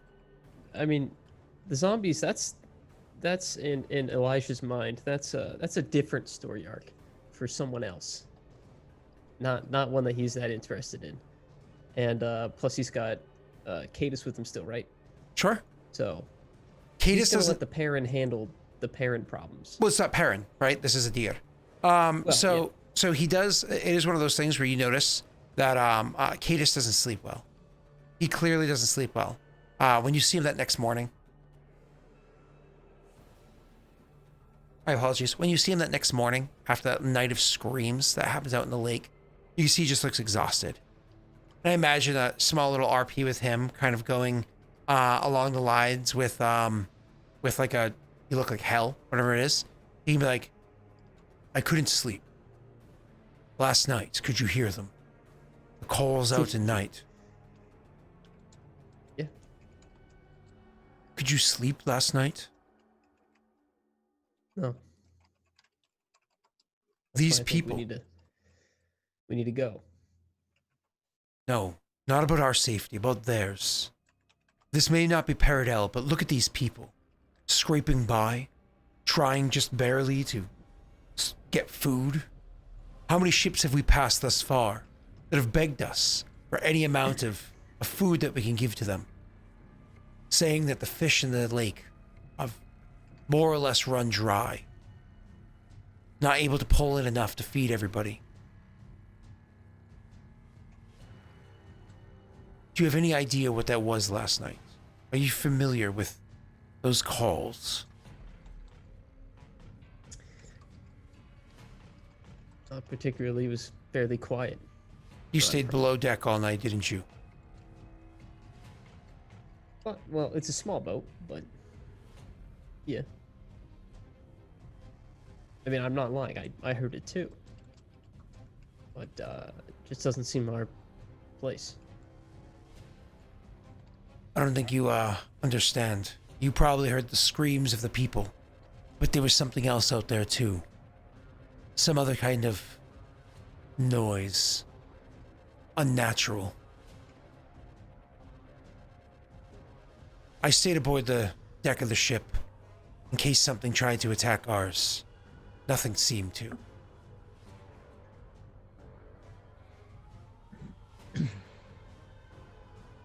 Nothing. We have a task. We're already sidetracked enough. Let's push on. And so he would, and you can see, like, what's her name? Ophelia, her opinion of the whole matter, of course, is, that's nice, people are dying. Happens every day. You know? Another land, another death. And you guys continue pushing through. Even when you get the next evening, the next day, like later in the day when you finally cross the lake and you're riding past the town that's over there, one of the things you notice is the town itself is riddled with undead everywhere. There's many of them. It's one of those things where you can lean off the side of the boat and just look out and be like, wow. Just out of curiosity, would Elijah even just a pock shot or something for mild entertainment attack any zombies that might be within view or range or whatever it is? Or would Elijah just kind of, no, I'm literally just ignoring them, maybe even not even looking at them much, going down below deck as you go past this town? Well, I mean, if there was obviously a dangerous amount of things out there, he wouldn't try to provoke it, but he wouldn't hide from it. He would sit on the deck and just make sure that no immediate danger was going to get them. But if there wasn't an immediate danger, then no, he's gonna leave it be. You can imagine the passing of your small little boat, little dinghy, or whatever you have. You imagine that the passing of this does get the interest of some of the zombies, and it would cause them to come wading into the river to see you guys. Zombies are not particularly buoyant. They're also not particularly good swimmers, so they're not that much of a harm. Would some of them get able to catch up to your ship? Sure. Ones that were kind of already there beforehand, maybe tangled up into the reeds at the bottom of the river, and then just as you happen to pass by, they claw at the boat, and they're able to get like kind of caught on, almost like their finger breaks inside of a board that pulls them free enough that they're able to, you know, kind of like travel along. So sure, some might be able to get to the boat, but not like enough to be a true danger. I mean, if it was an issue where they were able to reach the boat, he would probably. But not doing anything from sea to coast. Even if they were getting close, he would probably use ice breath or something to kind of put a divider up, just like some floating ice, just to keep them out. Yeah. So again, you're not attacking anything that's on the shore. It's only if they're actively hitting the boat. Cool. Yeah. Awesome. So we are going to more or less continue floating past this whole scenario or anything that might transpire there, right? Great. Beautiful. Fantastic. Cool. So once you kind of get through this, eventually, like, 'cause clearly you guys don't stop from one town to the, let's just keep going. Let's just keep going. Mm-hmm. I'm thinking the idea would be just to get through as quickly as possible, not run out of supplies like everyone else, because that seems to be the death sentence. Yeah. And you guys are eventually able to get to a town by the name of Loshev. I want to say it's Loshev. Able to get to a town by the name of Loshev, where it's finally a mercantile town.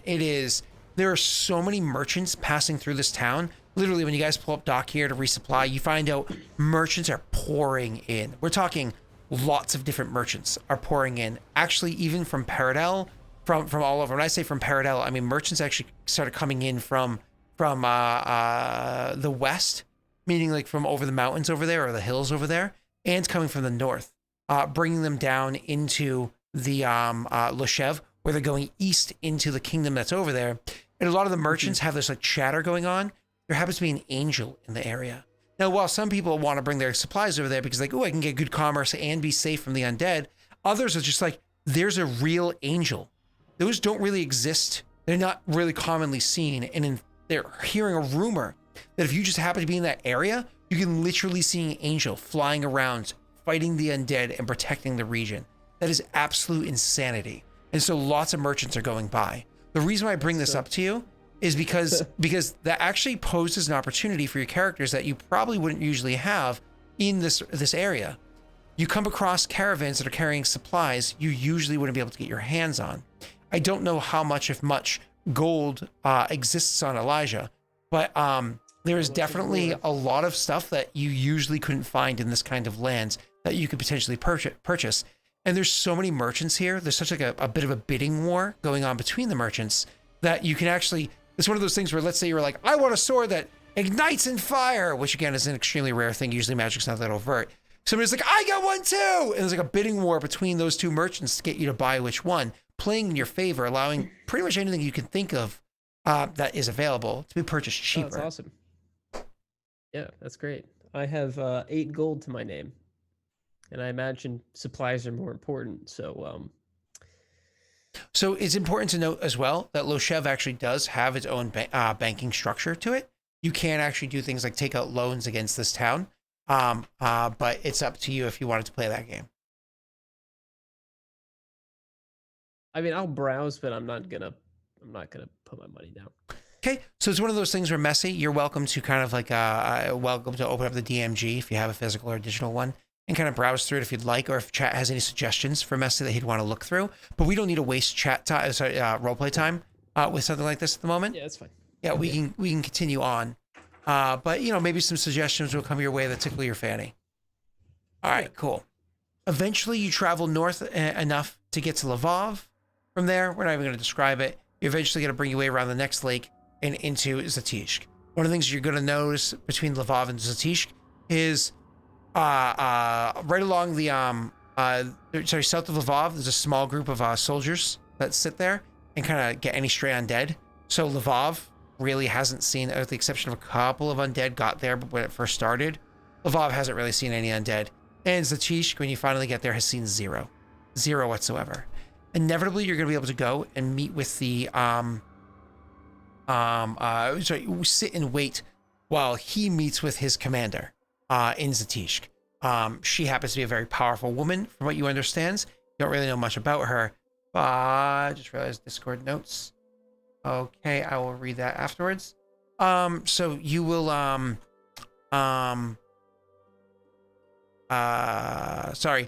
you're kind of just going to be waiting while he's going and having a conversation.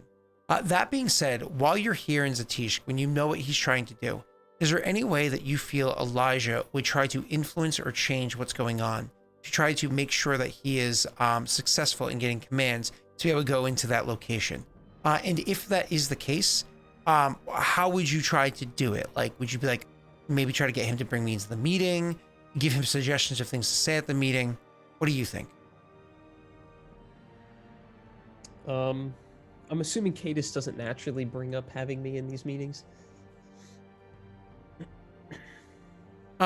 He does not instinctively invite you, because unlike the people beforehand who he stood head and shoulders above rank-wise, this is somebody who he kneels to, you know? Yeah, so Elijah would definitely be interested in doing that. So he's going to ask how, I don't know how to phrase this. How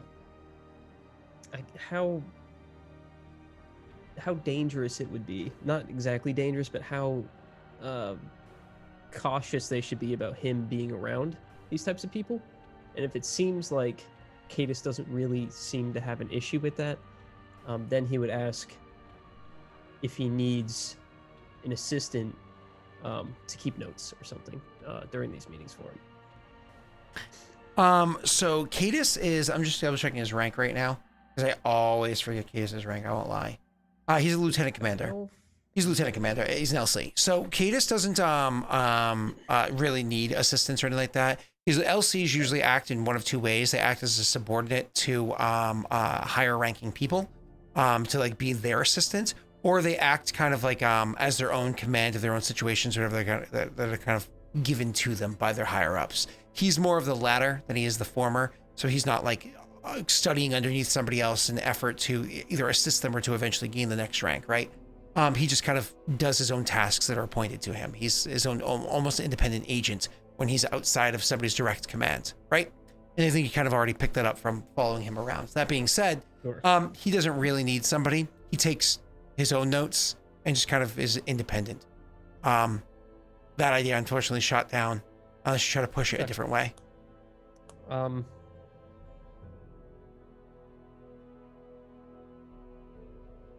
I guess he would make a note of how he is a researcher and how he's studied magics that are different than this area, and would just ask Cadus if he felt that there's anything he could bring to the table to help. But he's not going to suggest it himself. He's going to try to push Cadus in the direction of, do you want me to help? Because I'd love to help, but I'm not going to ask, that kind of thing. So if Cadus is just not taking it, then he would probably just leave it alone after a couple tries. So, Disappointed. what he would do is he would have the meeting with her. He would at first, so actually roll me a persuasion check. My apologies. Sure. Not a great stat. Oh. Oh my God, chat. Hey, it thanks for worked. rolling low, guys. I appreciate that. It worked. Took all the low rolls. Do you want to luck that?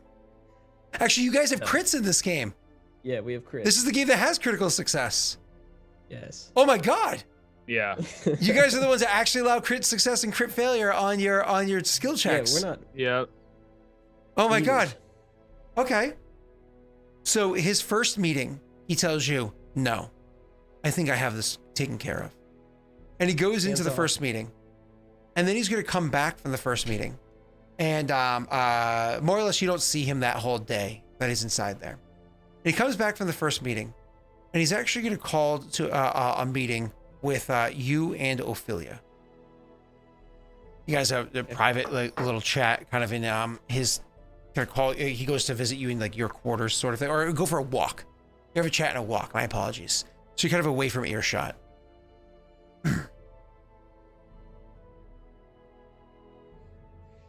But before you start, how long have Cadus and I been traveling together at this point?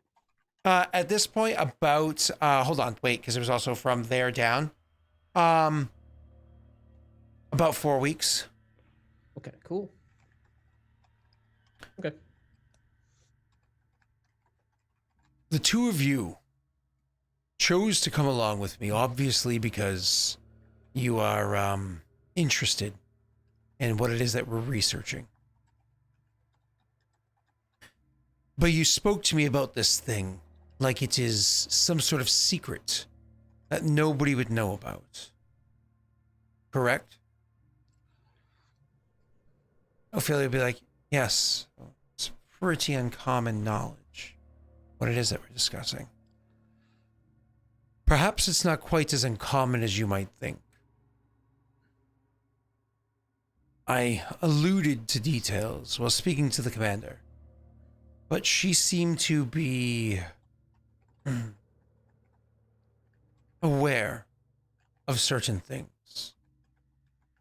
As a matter of fact, at some point in time in the conversation, she turned things around and started investigating me about what I knew about snake people. Do you have any idea why this might be? Ophelia looks genuinely interested, but does not have a reason and kind of looks to you. I mean, we did discuss beforehand about antithesis of these snake people are the Lopers, and the Lopers do happen to be, from our knowledge, high-ranking in your social circles, perhaps in your military circles as well. There's a good chance it's been discussed as to how to handle this kind of situation in ranks above of yours. She seems to be pretty quiet about it.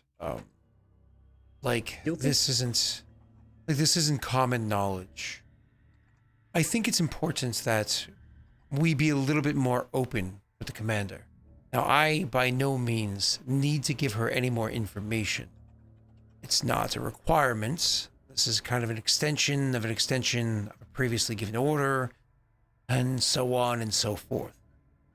However, do apologize, keep yawning.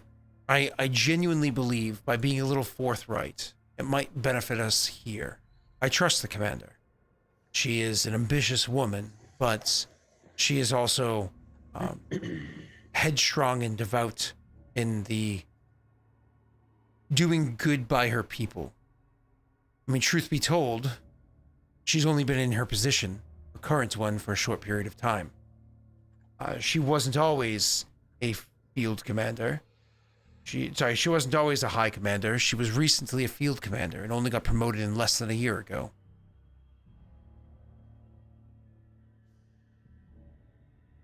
How private was this meeting that you had with her? Her and I alone. Bode well.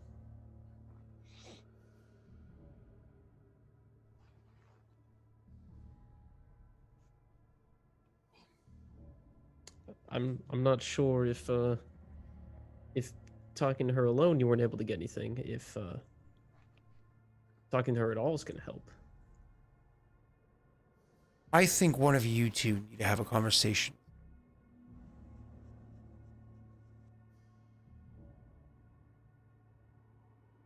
And he'll quietly like stare at Cadus for a moment, and then he'll turn and quietly stare at Ophelia for a moment, just kind of thinking. She asked about snake people, you said. There's no way I'm going in there. I know too much. I'm not willing to divulge how much I know. In this matter, I think your ignorance, Elijah, will actually benefit us. This is what we discussed beforehand, is it not? I don't remember. Probably. Okay. I can speak with her about it.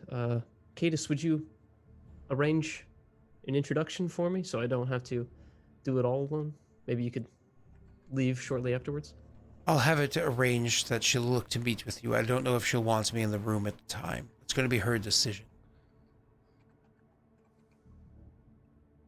Fair enough, yeah. She ranks above you. All right, then. We've come to an agreement. You'll speak with her and we can see what we can discover. Awesome. And he does go and arrange that. It takes a couple days for it to get set up before she can find the time, because obviously with her being a high commander, just in case you're not familiar, there are 3 high commanders in each province. Each high commander kind of runs that whole field. You guys recently just killed another high commander. I mean, not you, obviously, Elijah, but yeah, the other 2 plus your previous character killed a high commander recently who happened to be a Loper. Hopefully she's not. So anyways, a couple of days later, a meeting is arranged. However, when the meeting is arranged, it is literally arranged for you alone, not for Cadus to join. Okay. So, of course, when it's one of those things where finally when you get to the day and time that it's going, it's like a on your door, and you're going to some sort of enlistman is gonna come and be like, oh, what's your last name? Actually, I forget, Elijah. Pearson. Pearson, that's right. Elijah Pearson. Elijah Pearson, are you correct? Yes, that is me. The commander would like to see you. Fantastic. Lead the way. I actually forget what her name is. Hey, Josh, any chance you remember her name? Just kidding. Josh here. He hasn't talked in a minute. Josh is always here. He's just creepy. Okay, fair enough. Yeah. He built this place on his own bear code, his own dice rolling APIs. I can't remember her name. We're gonna come up with a name for her really quickly. All right, chat. Barbara. Billie Jean. Barbara. Last name. Not Streisand. Manhattan. Barbara Manhattan. We're not doing Manhattan. Bell. Barbara Bell. Barbara Bell. Barbara Barnes. Barnes. Done. Done. Done.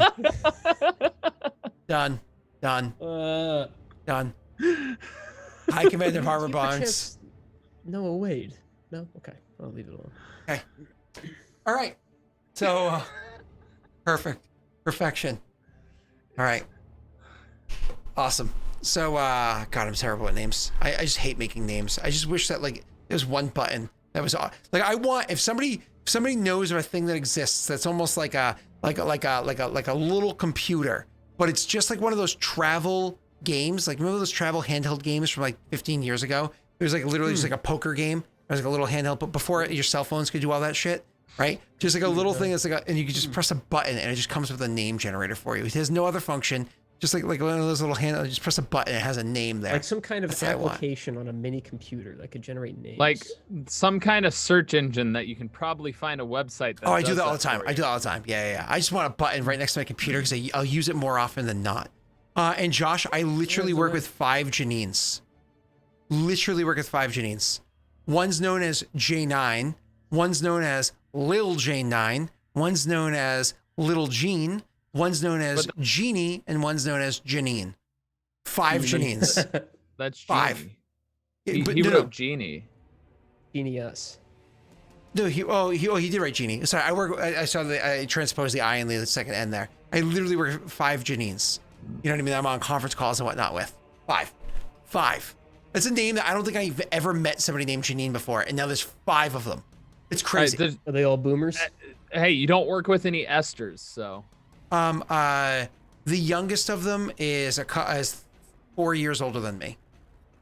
They're all So boomers. not quite, but close enough. Yeah, well, they all are. So But her and I actually share anniversary. Our weddings are on the same day. Well, same date.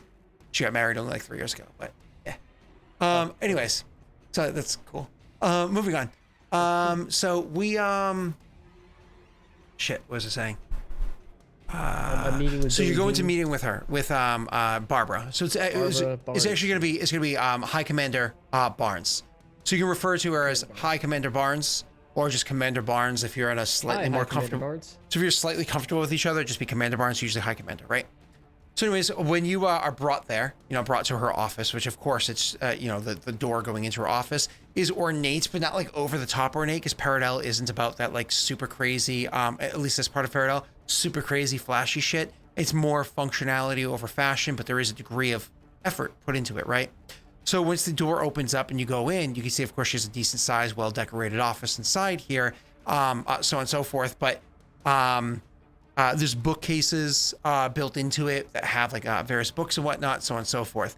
But one of the things that kind of catches you as being slightly strange or off, I suppose, is one of the initial things that you notice when you go walking in and kind of looking about, is right in her desk, right where her stacks of papers and files and whatnot that she's working with. And you can imagine her desk itself is like a bit of a filing cabinet. She keeps track of the different things that she has to look after or work on. Literally sitting there to the side of her desk, opposite where she keeps paperwork, so the opposite corner of where she keeps paperwork, is a skull. It's a skull of a person. You don't know if they're a human or a parent, or you can't tell because it's just a skull that's sitting there, right? But there's literally a skull that's sitting on the corner of her desk. She herself actually is not a, I'm just trying to make sure I'm not confusing characters here. She herself is not a particularly tall woman. She's actually kind of short. And because of that, her desk is actually set slightly higher or taller than, and so therefore her seat and even the room is set with a bit of a step up to where her desk is compared to the rest, to make sure that even though she's kind of a short woman, she still stands up to about eye level with somebody that's, going to be an average height man or whatever it is, right? Because she's sitting at like a 5'1" if you were to be standing next to her, right? Anyways, Short. so She has the Napoleon complex, doesn't she? oh, you know what? I'm going to take a second and help Arwi here. Arwi, I'm going to give you a really simple explanation, and then we can keep going with the RP. What? What are you doing, Messi? That's me being like, I'm out of RP. I'm pausing RP. Oh, I was like, what are you doing? On this channel, there are currently 3, very soon to be 4 campaigns, all set in the same homebrew world known as Aurorum. All 3, soon to be 4 of those campaigns are their own cast of characters, own cast of PCs, their own story arcs, but they're all set in the same, like I said, world along the same timeline. Each campaign indirectly and directly affects one another. So, for instance, when they were going through that lake area with the screams in the middle of the night and went by that area where there were a bunch of zombies, the reason why Messi or Elijah here were being kind of like, I'm not going to get too involved into that is because it's literally a story arc of a different campaign. And so he's like, I'm going to kind of leave that one alone. So the reason why things kind of seem like crazy, like you almost seem a little bit lost at sea, is because you're hearing a lot of tidbits of things that have been going on for the Kingmaker campaign, which has been going on for real life about 14, 15 months. So it's a very long campaign, and there's a bunch of stuff going there. This one's Regicide, the other one's Throne Keeper. I'm going to go back to game now. So sorry if that doesn't help too much, but it means you can kind of explain why there's so much crazy stuff going on, and you're maybe not picking it up. Hi, Aklo. Well, I was lucky one, Aklo. Nice. Thank you, Aklo. Moving on. So, you, sir, when you go walking in, the woman that stands before you, she looks calm.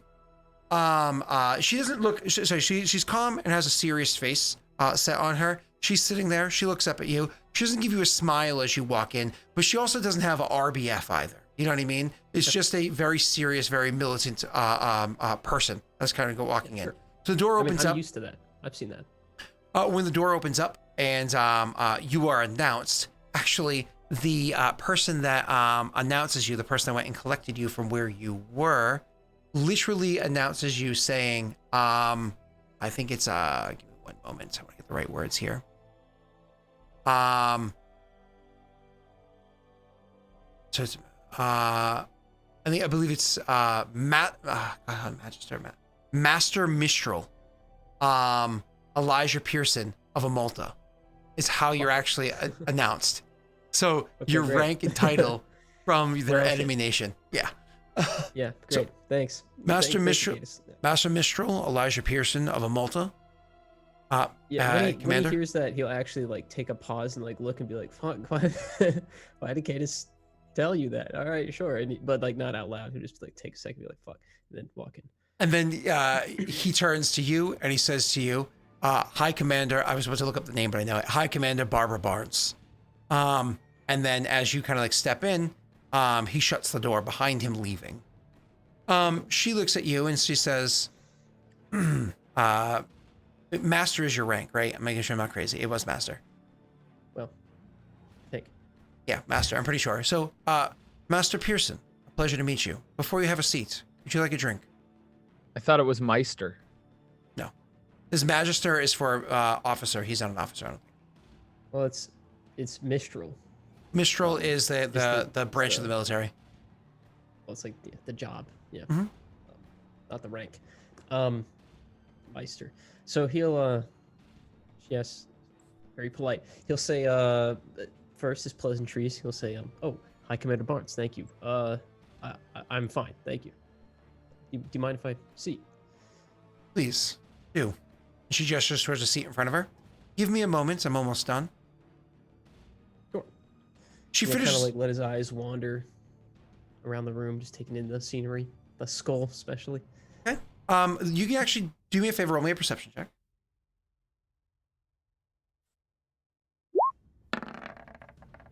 Fucking Christ. I have a 19 passive. Is that good? Can we do that? I have observant in 19. Oh, past. I'm so sorry. You have to remind me that you have observant. Because Yeah, I will never remember I that. started doing that. Because remember, your character's so new to the campaign because the other one, you know. Mhm. So, Well, so yeah, thanks. So it's super important that you remind me. So actually with your passive, that's actually an important reason why I pointed out the skull to you. When you walk in and you're just kind of like sitting there and looking about, right? You're actually seeing that there are a lot of titles of books written around the room. First and foremost, they're not all written in Perrin.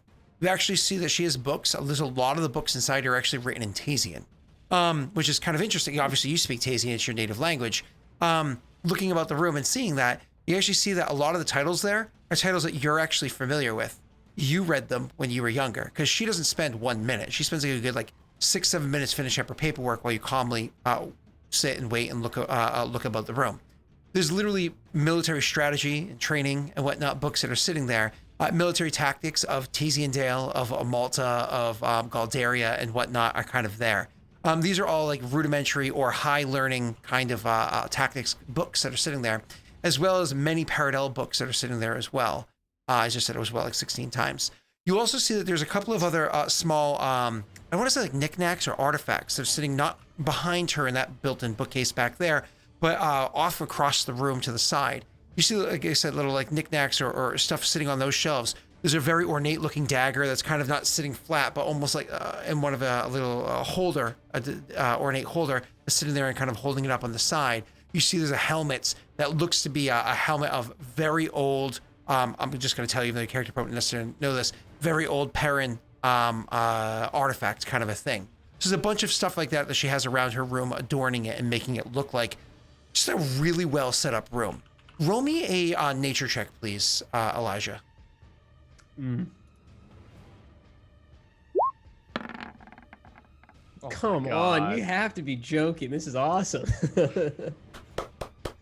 Your You- passive is the reason you got lucky, though. You realize three things. About that skull that's sitting there on the table, whatchamacallit before you, on the desk before you. The skull, first of all, is that of a Perrin. You can tell, because you can tell that it is a slightly older Perrin, probably middle-aged, maybe even a little bit older than that, because you can start to see the cheekbones, the actual structure of the skull is starting to become elongated, so on and so forth. Not as long as the lopers and whatnot that you're searching for, but definitely you can tell that it's a Perrin. You can also tell that the Perrin has just like the way that the bone and whatnot's there. It looks like at some point in time, this skull has been put through fire. You can see like the charred marks of fire and whatnot that are sitting there.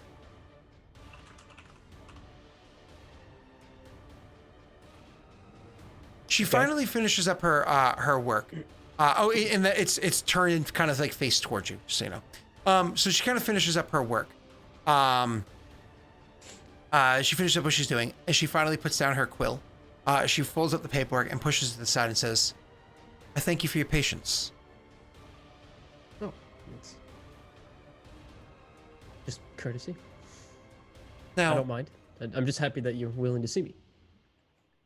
of course, it's not very often that you have the opportunity to speak with an enemy of yours in a civil way. I hope today, at least, we aren't enemies. There is no warrant out for your arrest beyond, of course, the traditional one that we have, capturing enemies of the nation. But you are here underneath the protection of Cadus. If he is vouching for you to be free, I am not going to have you arrested. Trust him. Now, please tell me, from your own perspective, how and why a Master Mistral of a Malta has come to work with the Lieutenant Commander. I was assigned to investigate some rumors of things happening here in the north. But things didn't work out exactly as I planned, and I ran into Cadus, and he's been very kind. And he and I discovered some troubling rumors with some inklings of truth that we have decided to team up on investigating ourselves. I'm sure you've heard of them. Go on. I don't mean to jump right into business before pleasantries are done, but I offered you'd you a like, beverage. Would you like to get one now? what have you got? You notice while observing throughout the room, and I'm sorry for not describing this, that across the room, over near where those knickknacks and whatnot are, there actually is a very well-stocked liquor cabinet that happens to be over there, glass facing, and of course, like, you know, kind of like ornate with like the crisscross beams that hold the glass together. There is a lot of very good liquor there, as well as you can tell by the stone, almost like basin or bowl that's sitting there. Most likely ice cubes with a cover on it. Most likely ice cubes sitting inside that in case you needed it, and really fine crystal glassware as well. So you've already seen the alcohol. You say, "What do you got?" She says, "A selection. Whatever you choose to drink, please pour me one as well." He'll get up and just kind of browsing, just willingly just grab one that looks nice, that has a cool bottle, you know, cool design on it, whatever, and pour himself some on the rocks, and then he'll ask her, "Would you like ice?" She says, "No, I like it neat." Okay, I'll give it to her neat, and I'll take it with ice. You notice that while you're doing that, she's not like watching you or anything like that. She didn't even watch you, like, aside from get up and start walking. She didn't watch you walk over there or anything that you're doing. She actually grabbed a paper and started scribbling on it and doing some more work. It takes you about a minute or two to find the different details that you needed. You know, your character's smooth, but you obviously want to look at a couple of the labels and really know which one you're picking. What do you pick? Just like, and you can feel free to make up an idea of what you would like. Probably whatever looks unopened. Something that hasn't been opened before. He sees an open bottle of Grey Goose and an unopened bottle of Grey Goose and grabs the unopened bottle of Grey Goose. Yeah, Nope. pretty much. That's fine. So you choose an unopened bottle, so something that looks really fancy. Let's just say it's like a really good rum or whatever it is, right? And Sure. even like a slightly spiced, has like depth of flavor, so on and so forth, whatever. So you crack it open and you pour the glasses, and you come over and you place it in front of her. Now again, we're talking about sipping rum here. This is a very high quality stuff, not something that you mix with pineapple and cranberry juice and hope that the flavor of garbage doesn't come out. Sorry, well, I throw mine on the ground and get a new one. No, kidding. So anyways, you pour the drinks and you go over and you put it in front of her. She says, as you do that and sit down, she says, "Thank you. Please, to business." Sure. And without even taking a sip, he'll rest it and lean forward. Kate has told me that you and him spoke about this previously. Curious to know your thoughts on it privately. Do you have any doubts of Cadus's lead here? Should I? I think not. Why? He's a good man. He's treated me with respect, and he has been very dedicated to doing good to basically everyone in need we've seen so far. Now I'm wondering, is that the reason that you don't want him investigating this? I didn't say I don't want him investigating this. You didn't have to, but sure. As a matter of fact, I do want this investigated.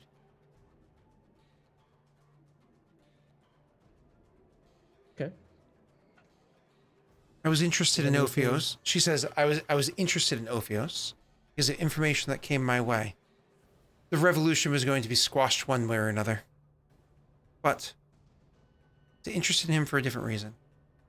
And now, I'm more or less getting confirmation that the rumors that I've heard are true. Are you going to confirm these rumors for me? Seen the body myself. I fought the spirit. I don't know what you're referring to. I'm referring to the Lopers. I was referring to the snake men. Two sides of the same coin. Now that one, I haven't seen proof of exactly, but I've heard unbelievable stories with lots of detail. And since I've seen the Lopers and I know they're real, I imagine the snake people are probably just as real. Roll me an insight check.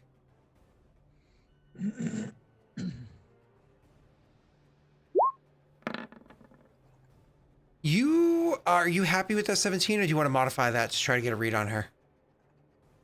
How many do we have again? Last time lot? we checked, we had 3. We have Yeah, a I'll lot. use one. Roll it, I'll use yeah. one. 21. Hey, 2 4s. Look at that. That's a lot. I just want to say that's a lot of max rolls there. Out of my last 5 rolls, 4 of them have been max. So you 3. Wow. well, Max. that 9 doesn't count. That 9's like it was a mistake. That was my mistake. So moving on. She says you actually get a read off of her that she was genuinely surprised when you started talking about Lopers. Like, she didn't know what you were talking about. Like, her reaction's subtle, but you get the impression out because it's again very subtle. The DC was actually a 20. She didn't know what you were talking about when you started talking about Lopers. That was news to her. You realize this. She doesn't say that yet. She just let you keep talking. Okay. Go ahead. That's good. That's good to know. Probably when he gets that she's not entirely sure what he's talking about, he would say, surely you know the snake people's main directive, or their main objective rather, is to hunt another secret race that seems to be populating our areas as well. I thought it was to kill commanders. Go on. In some aspects, you're not wrong. The idea is that there is a secret race that outside of the snakes of something similar to a parent, but not exactly, but able to blend in as one. That seems to be very intelligent and high ranking in most social circles here. Go on.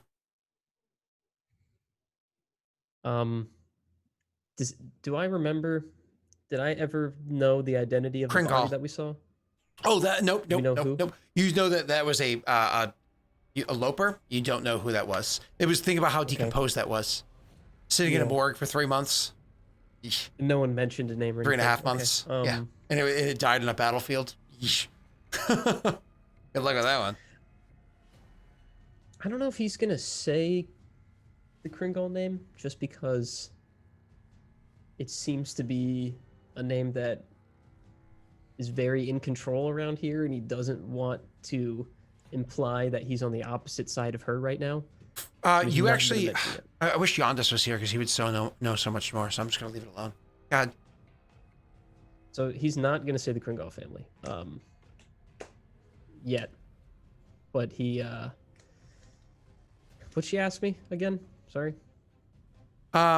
She's been saying go on about describing the Lopers.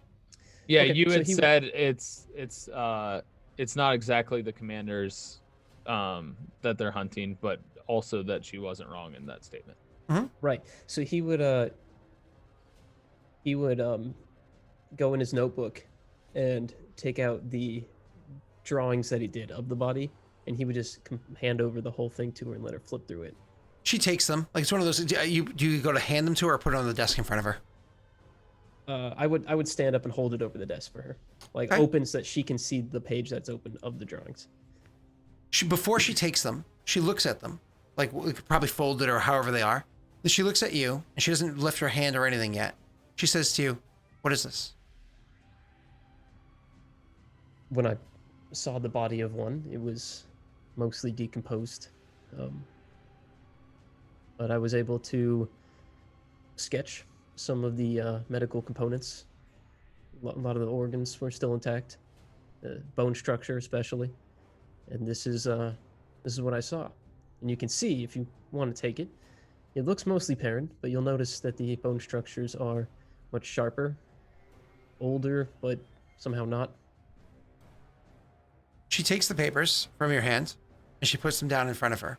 She reaches over to her drawer, kind of like opens up a drawer that's nearby, like, and kind of reaches in and she pulls out a small. It almost looks like there's a magnifying glass, but usually with a magnifying glass, it's kind of like a fairly long handle to it. Sometimes an ornate bottom, sometimes not, and a rather large glass piece banded in usually metal or some other rough material. You could like. She pulls us something that looks kind of like that, except the handle to it is the same length that you would typically find a magnifying glass, but the glass piece at the top is much smaller, almost like it was the size of like a spectacle for like eyeglasses and the like. And the butt of it is ornate because it's set with a crystal inside of it. She takes this thing and she doesn't look through it. She just simply waves it over the paper for a couple of moments, just like a good 3 seconds or so before she gently places it down on the table next to her. Absolutely, you can. She's waving it. Roll an Arcana check, sir. Okay. I was gonna say use detect magic, but would you cast a spell? Because detect magic is like Varsha Kalal. You know what I mean? Like, or would you just look at it? It's verbal and somatic. Oh fuck. Yep. Trying to think, do I have any way to make it nonverbal? I don't think so. No, unfortunately, 5e kind of doesn't allow that stuff without magic items to assist you. Then yeah, even those don't exist. Roll Arcana. I'll just roll Arcana because I have. Oh, I'm so sorry. I wanted you to roll with advantage, but I'm not going to force you to re-roll because I said it well after you rolled it. I mean, I'll re-roll honestly. With advantage. I'm so sorry. I meant to say that. I mean, that's how we do stuff here. I don't care if it's lower. That's fine. Do you want to luck that, or are you happy with that? You should have just I'll kept take your the 20. 24 if he gave it to you. Hey, No, it's we okay. Play by the rules here. Yeah. Yeah. Do you wanna luck it? Wow, chat really wants me to luck it. I already said no. Because chat usually likes We to. have so many. Yeah, chat will continue throwing Do them it. at you. We do have more than when I started rolling. luck so it. yeah, I'll Just roll do it. Yeah. Okay, Okay. 21. 21. Okay, that's good. You actually do know what this is, because this isn't a Perrin magic item here. This isn't an Arcane Congress magic item here. What she's actually holding in front of her, that's actually a Maltese magic item. It's actually literally an item that when you wave it over something that's magical, the magic itself will shine through the glass piece that's sitting there before you. You're very familiar with what that is because you use them in your own education, your own schooling, before you had the ability to detect magic with your own innate ability. She was looking to see if there was magic on the page. Clearly there was not. Yeah. You knew that because you took mundane paper and drew a 'cause I mundane. drew it. Yeah. Yeah. Exactly. Anyways, she did that, and she places it down next to her, as I said. And she, after she does that, she leaves it again on top of the desk. Then she picks up the papers and starts looking them over. Please remind me, was this a terrible or a good drawing? I feel like you actually rolled decent on this drawing. Can I? What roll would that have been? Because I can scroll for a while. It was literally a while. It was a long while Oh ago. yeah, because I didn't do it last week. I did it the week before. Yeah. Mm-hmm. I feel like I think we said it was pretty good. I don't think it was great. I think it was. I think Yeah. it was pretty good. Because I think originally you were doing like something bad, but because you actually had to you changed the approach you were doing, it ended up being better. Moving on. So you got somebody to help you. Yeah. Yep. Did I get Ophelia to help me? I think it was Ophelia. I think it was actually Elijah.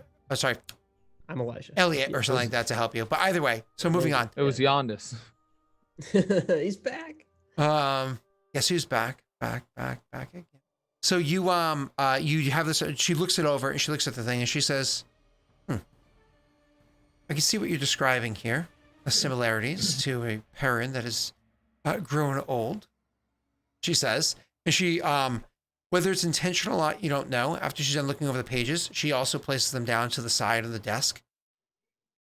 Again, you don't know if it's intentional or not, but it's suspiciously close to the skull that's sitting there. Go on. So she said, "What? Go on." She put something auspiciously close Just to a skull. She takes the papers and she puts them like rather close. She doesn't just put it to the side. She puts it to the side and forward on this large desk. Is that closer to my side than her side? Yes. She's trying to hand them back? Nope. Should I... Nope. She put them to the side, but again. Okay. Mm-hmm. But That's weird. go on. Okay. So he'll kind of recount the tale of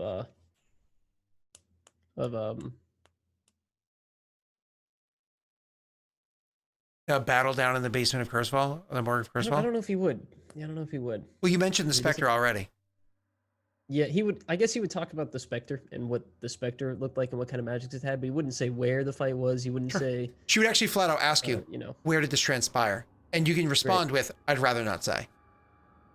Yeah, I guess he'll probably say that. He'll say, not in this nation, not here, somewhere elsewhere. So when you give that kind of like almost like sidestepping response, roll me an insight as I say, and it's normal. Roll me an insight as I say. Do you think I can't get the answer from Cadis? She's bluffing. You're willing to ask him. I mean, sorry. If he's willing to answer, then you should ask him. She says, then I will. Go on. So you describe the battle. So then her interaction with that says, the Spectre that you faced, this Loper that you faced, are there many of these Spectres about? Or is it simply the living Loper? Living Lopers. From what I understand, this was not a common type of Loper. Lopers do have strange, interesting magics, but this was something else. Some other magic, some other curse, perhaps, was playing a role here, and that it wouldn't have been able to do this on its own, but that its power was innate and not given to it.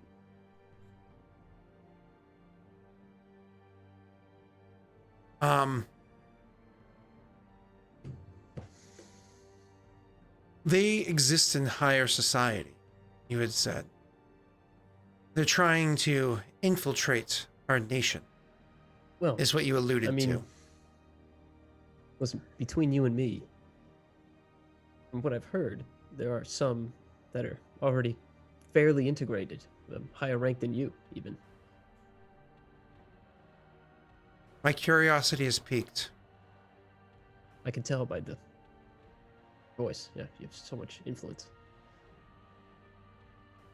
I don't want you to feel like this is a place where you should be comfortable. We are not friends, and we never will be. We have a crossroads, a common interest right now. But understand this, soldier of a Malta. You stand opposite my battlefield, and I will be victorious.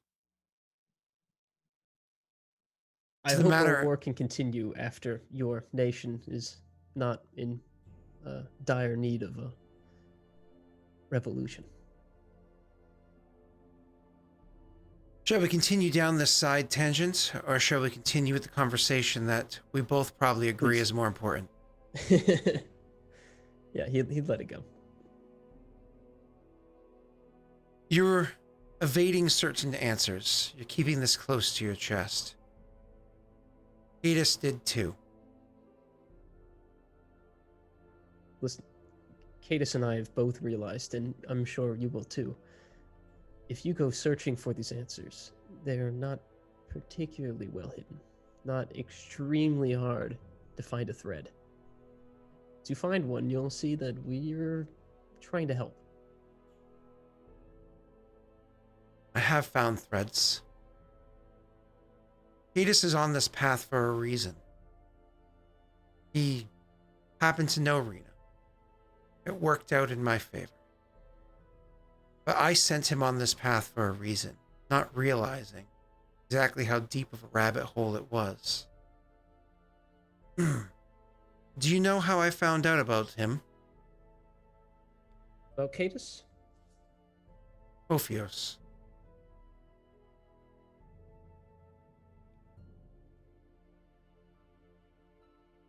Honestly, no. it wasn't from Cadus. I mean, I don't even know how much he knew. Elijah didn't even know. Ophios I think is. Sorry, just real quick. I think Ophelia told me that Ophios was involved in this. Like, Yeah, back very in my involved. solo Oh, then I session. might have Yeah. missed that. Yeah, that was my solo one. I had a whole conversation with her about what snake people were. Mhm. It was still pretty surface level, but she did tell me that you were definitely involved. Anyway, go back in. You see, Ophios has been hunting commanders for some time, actually. He may have been hunting more than just commanders. I don't know how long he's been acting in the area, but I do have one definitive point where I know his actions started. I don't know about before that. I also know it's a definitive point where he joined up with two of his friends. One, that recent reports tell me, apparently has died. And you see this skull that sits there? Yes. In a Malta, your magic is wrong. But it still has power. You have the ability to speak with the dead.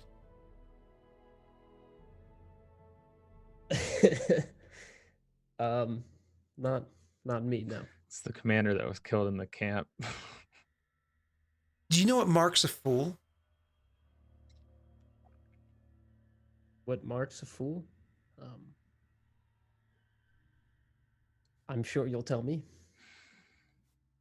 One that stands there and gloats over their victory, or complains over their defeat, rather than just taking the next action necessary to move forward. Ophios made a mistake. He killed a commander and gloated over the victory by revealing himself. The dead don't lie.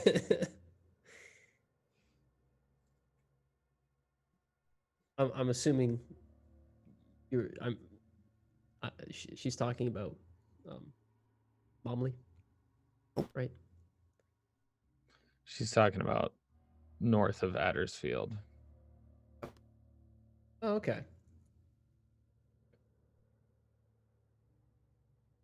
See, the reason why we're winning this war is because the soldiers of Peredhel don't just serve loyally in life, they serve loyally beyond it as well. This commander here held the position, held this seat. This was his office prior to his demise and to my promotion. I think it's important that he stays here because he was my mentor. He was close to me, a very dear friend. After his demise, and I was promoted to his equal, I suppose part of what led to my being promoted to his equal, I was able to speak with him. And he informed me of who it was that had killed him. That's what set us on this trail. Very strange coincidence, wouldn't you say?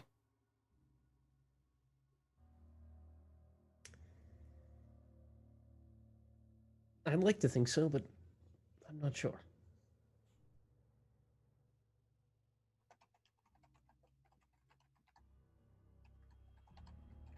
I would say that the coincidence is strange enough that it allows me to sit here calmly and comfortably opposite my enemy, willing to work with them. I'm interested to see how far down this rabbit hole goes. I will do anything for Peredhel. That is, kill Ophios and whatever faction he might belong to. This arena and whatever upstart revolution she's trying to do. That also means I'm willing to work with my enemies to find out exactly who is trying to infiltrate my nation. Now, before I am willing to come to some sort of agreement with you, as you seem to have done so with Cadus, I need to know what stakes you have in this. Why are you here? Why are you working with Cadus? Why do you care about this infiltrating group of people that is inside my nation?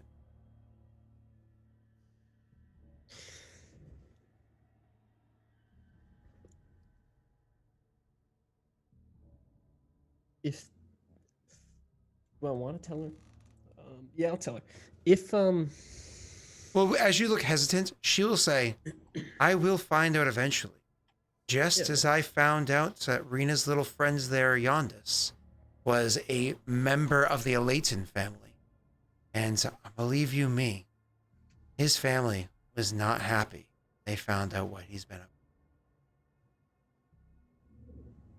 to. Elijah does not care about Yondis. But I care about Yondis. So that sucks. But Elijah doesn't think it sucks. Elijah's like, okay, cool, nice threat. Here's the honest truth, Commander. If the Lopers were to rule Peredhel and continue this expansion, then there's no chance for Malta or any of the other surrounding nations to survive this. Now, if you were to take out your own trash, you might live a little longer, perhaps even win.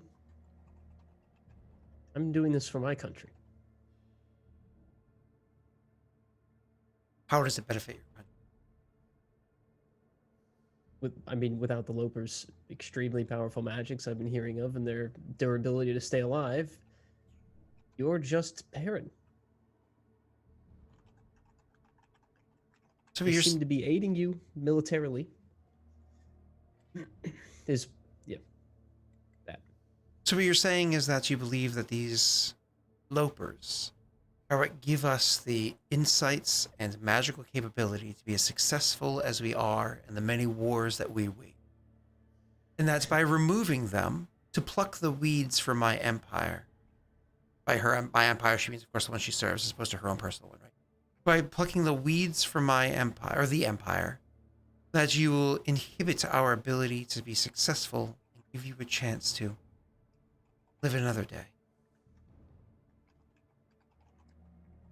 That is Pretty a much. beautifully veiled insult. You have to admit, there's a grain of truth. Are you how looking are to we take supposed these to stop Lopers them? to your own nation? She says, talking over you.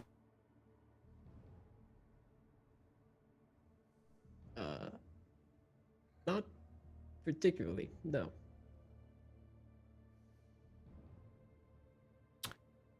I honestly don't know if this is a bluff for you. So I'm not saying that your character does want to take these Lopers to your nation. I don't think you know what you want to do yet. Elijah is definitely someone who doesn't like to play the military game exactly. You left. He doesn't really care about the politics and all that. So having a secret race of very powerful overlords in his country doesn't sound good to him at all.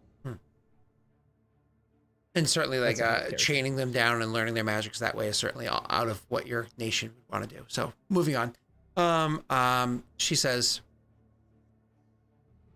I want to see this through. I want to know what information can be had. And so, therefore, I'm going to permit this trek, this plunge down the rabbit hole.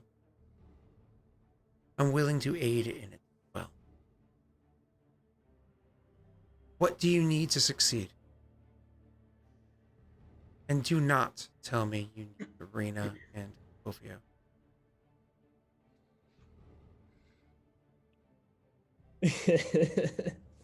Well, firstly, I need the ability to, Cadus included, we need the ability to travel where we please, open doors that we need to.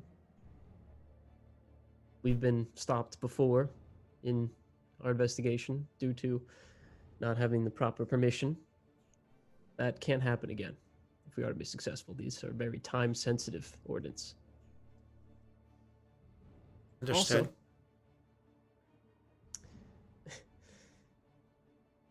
on the Ophios and Rena thing, would it not be easier to keep tabs on them if they were under your thumb and Cadus's watchful eye?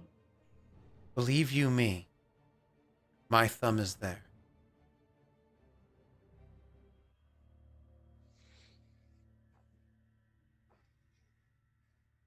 Renai understands the wall that you've met so far in your investigation has been a commander that outranked Cadus standing in your way. It doesn't sound like you need a terrorist or an assassin to help you get through that wall. They No, I've stay only in their fought- cells. I've only fought one Loper. It was already dead. And it took a literal angel to kill it again. Is this your first time mentioning the angel? Or did you mention that earlier when you were talking about the combat? First time. A literal angel. I've heard rumors of this. You were in a deer. I think Cadus can fill you in on the details. The point here is, You don't need to. I'm sure I'll get them myself soon enough. sure. It's not my campaign. I don't mind.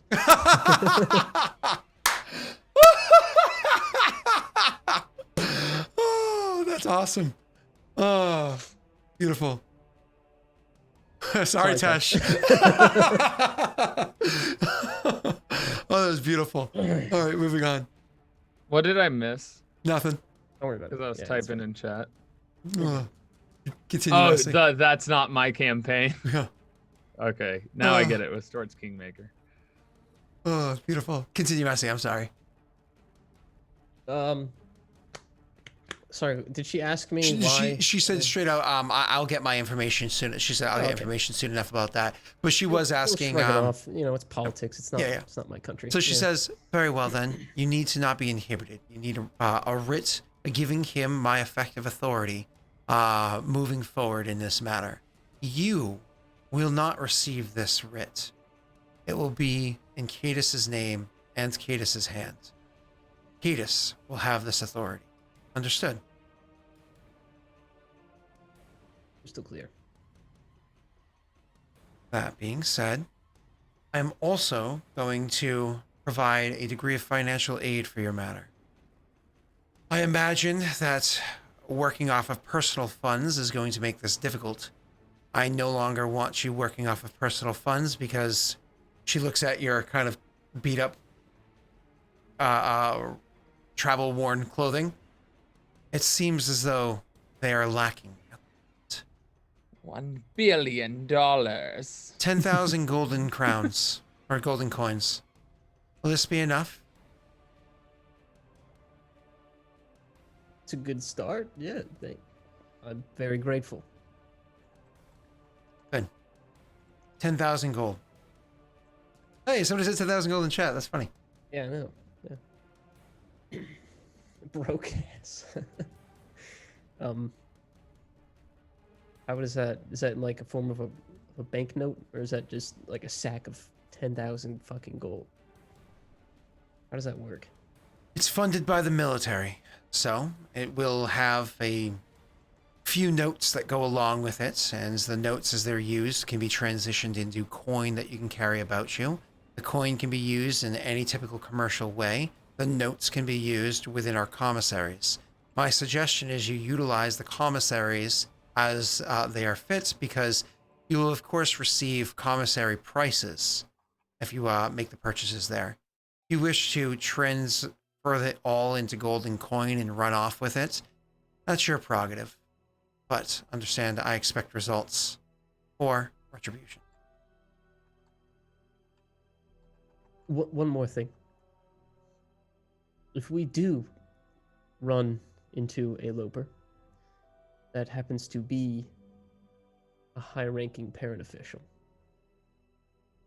do we need permission to engage in combat? If things need to come to combat, Cadus will make the decisions as needed. Cadus will, of course, also need to receive whatever immediate punishment comes for his actions. If later on the courts find him justified in his actions, then that will be done. Then that will be how it plays out. And at the end of this, I'll be free to return to my country. I won't be taken prisoner or put on trial. You're under Cadus's protection, not mine. It understands. I have no intention of providing it for you. So, how things play out for you when all is said and done, you're working for me, depends on your relationship with Cadus at the time. I suggest you keep it friendly. I'll heed that. Well, I've enjoyed my time with you. There's nothing else that needs to be said.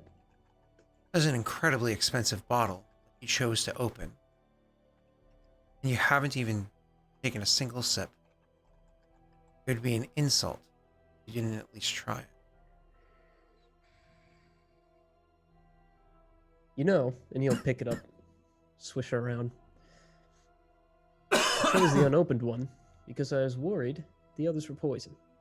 And he just starts drinking. For the first time, the entire time, everything has been tone. There's been a degree of body language, so on and so forth, but relatively cool and stoic. For the first time, you actually see her face change. Beyond like the small tells of whether or not she was being slightly surprised at what was being said. The Her raised face eyebrow, actually the changes. occasional squint. Yeah. Yeah, the little things like that, exactly. Like you're playing noir. So her eyes actually narrow. You can actually see her brow furrows a bit. You see she leans in slightly. You immediately get the impression that you insulted her pretty grievously right there. And she says to you, your nation stands opposite mine. And so insults you choose to throw at my nation, I accept. However, to insult my honor, I am allowing you to sit here comfortably before me and to drink alcohol far more expensive than you probably ever would have otherwise. I am offering to aid you in your cause because your word says that it is going to help my nation. And then you choose to insult my honor. Understand? That is the only time I will allow that to pass. You will stay your tongue for such comments in the future. Very well. I just hope you understand I haven't had the warmest welcome. As should be the case when you are the enemy of the state. Enjoy your drink. He'll probably just take like one last gulp and then just kind of put it down and stand Throw up. it against the wall and crash the bottle, crack it open. Shatter the crystals. Yeah. Yeah. He'll stand up and he'll reach for his notes, his drawings that he drew. She's not going to stop him. No, not at all. Take Okay, them. great. Yeah, so he'll take them and he'll start leaving. I'm assuming she doesn't stop him. This is fine. He's leaving. It's all good. 100%. Okay. So on his way out the door, he'll open it. I'm assuming there'll be a guard to like check him out or whatever. And be like, Yep, it's the guy from before. He's not standing like immediately outside the door. He's standing like a few steps down the hall in opposite way so he can't overhear what's being said. So when he opens the door, he'll pause for a second. He'll turn back around to face, like to talk in her direction, still with his hand on the door. And he'll say, if we're successful, I'm sure you'll have a lot more promotions in your future. Good day. And he'll leave. It's actually only one promotion she could possibly get without becoming a Tarumbar herself.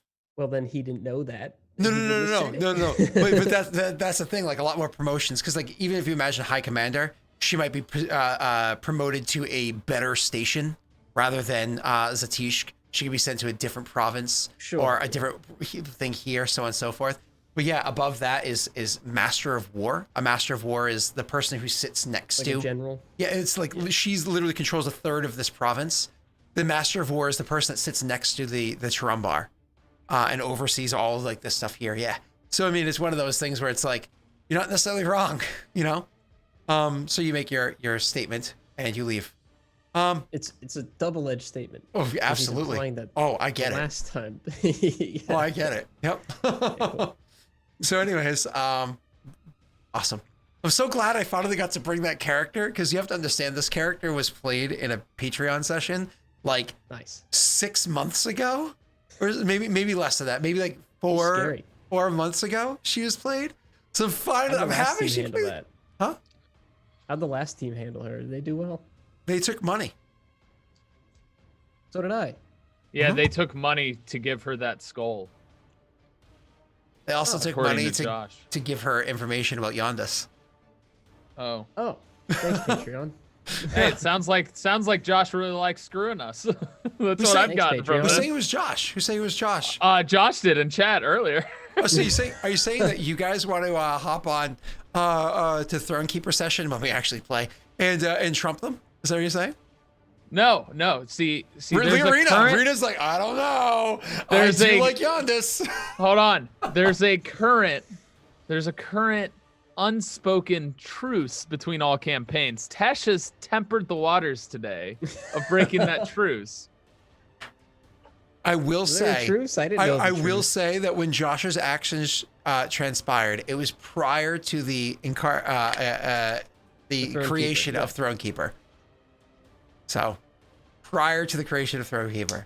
So technically, he's safe, technically, and that's the only defense I'll make for him. All right, awesome. Aside from a little bit of goofy stuff, that was a long chunk of RP for both sides. Why don't we take a break? And when we come back, we can head back over to the gate. Good, I need water. You have, and of course, by a military, you Messi have for the military 10,000 coins. And again, stuff can be purchased at a discount, a military discount, depending on what it is you're purchasing.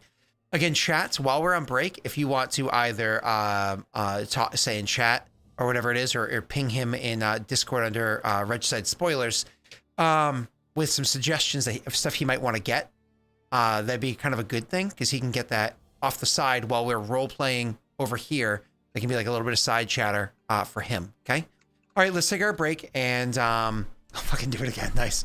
We'll take our break. Let's see everybody in a few minutes. And if you're new here, hey, thanks for coming by and hanging out. I'll say one last time. There are 3, soon to be 4 different campaigns in the same world along the same timeline that directly and indirectly impact one another, which is why you've heard a little bit of crossover chatter going on. All right, we'll be right back. Bye. Once more with fear. Hey, thank you.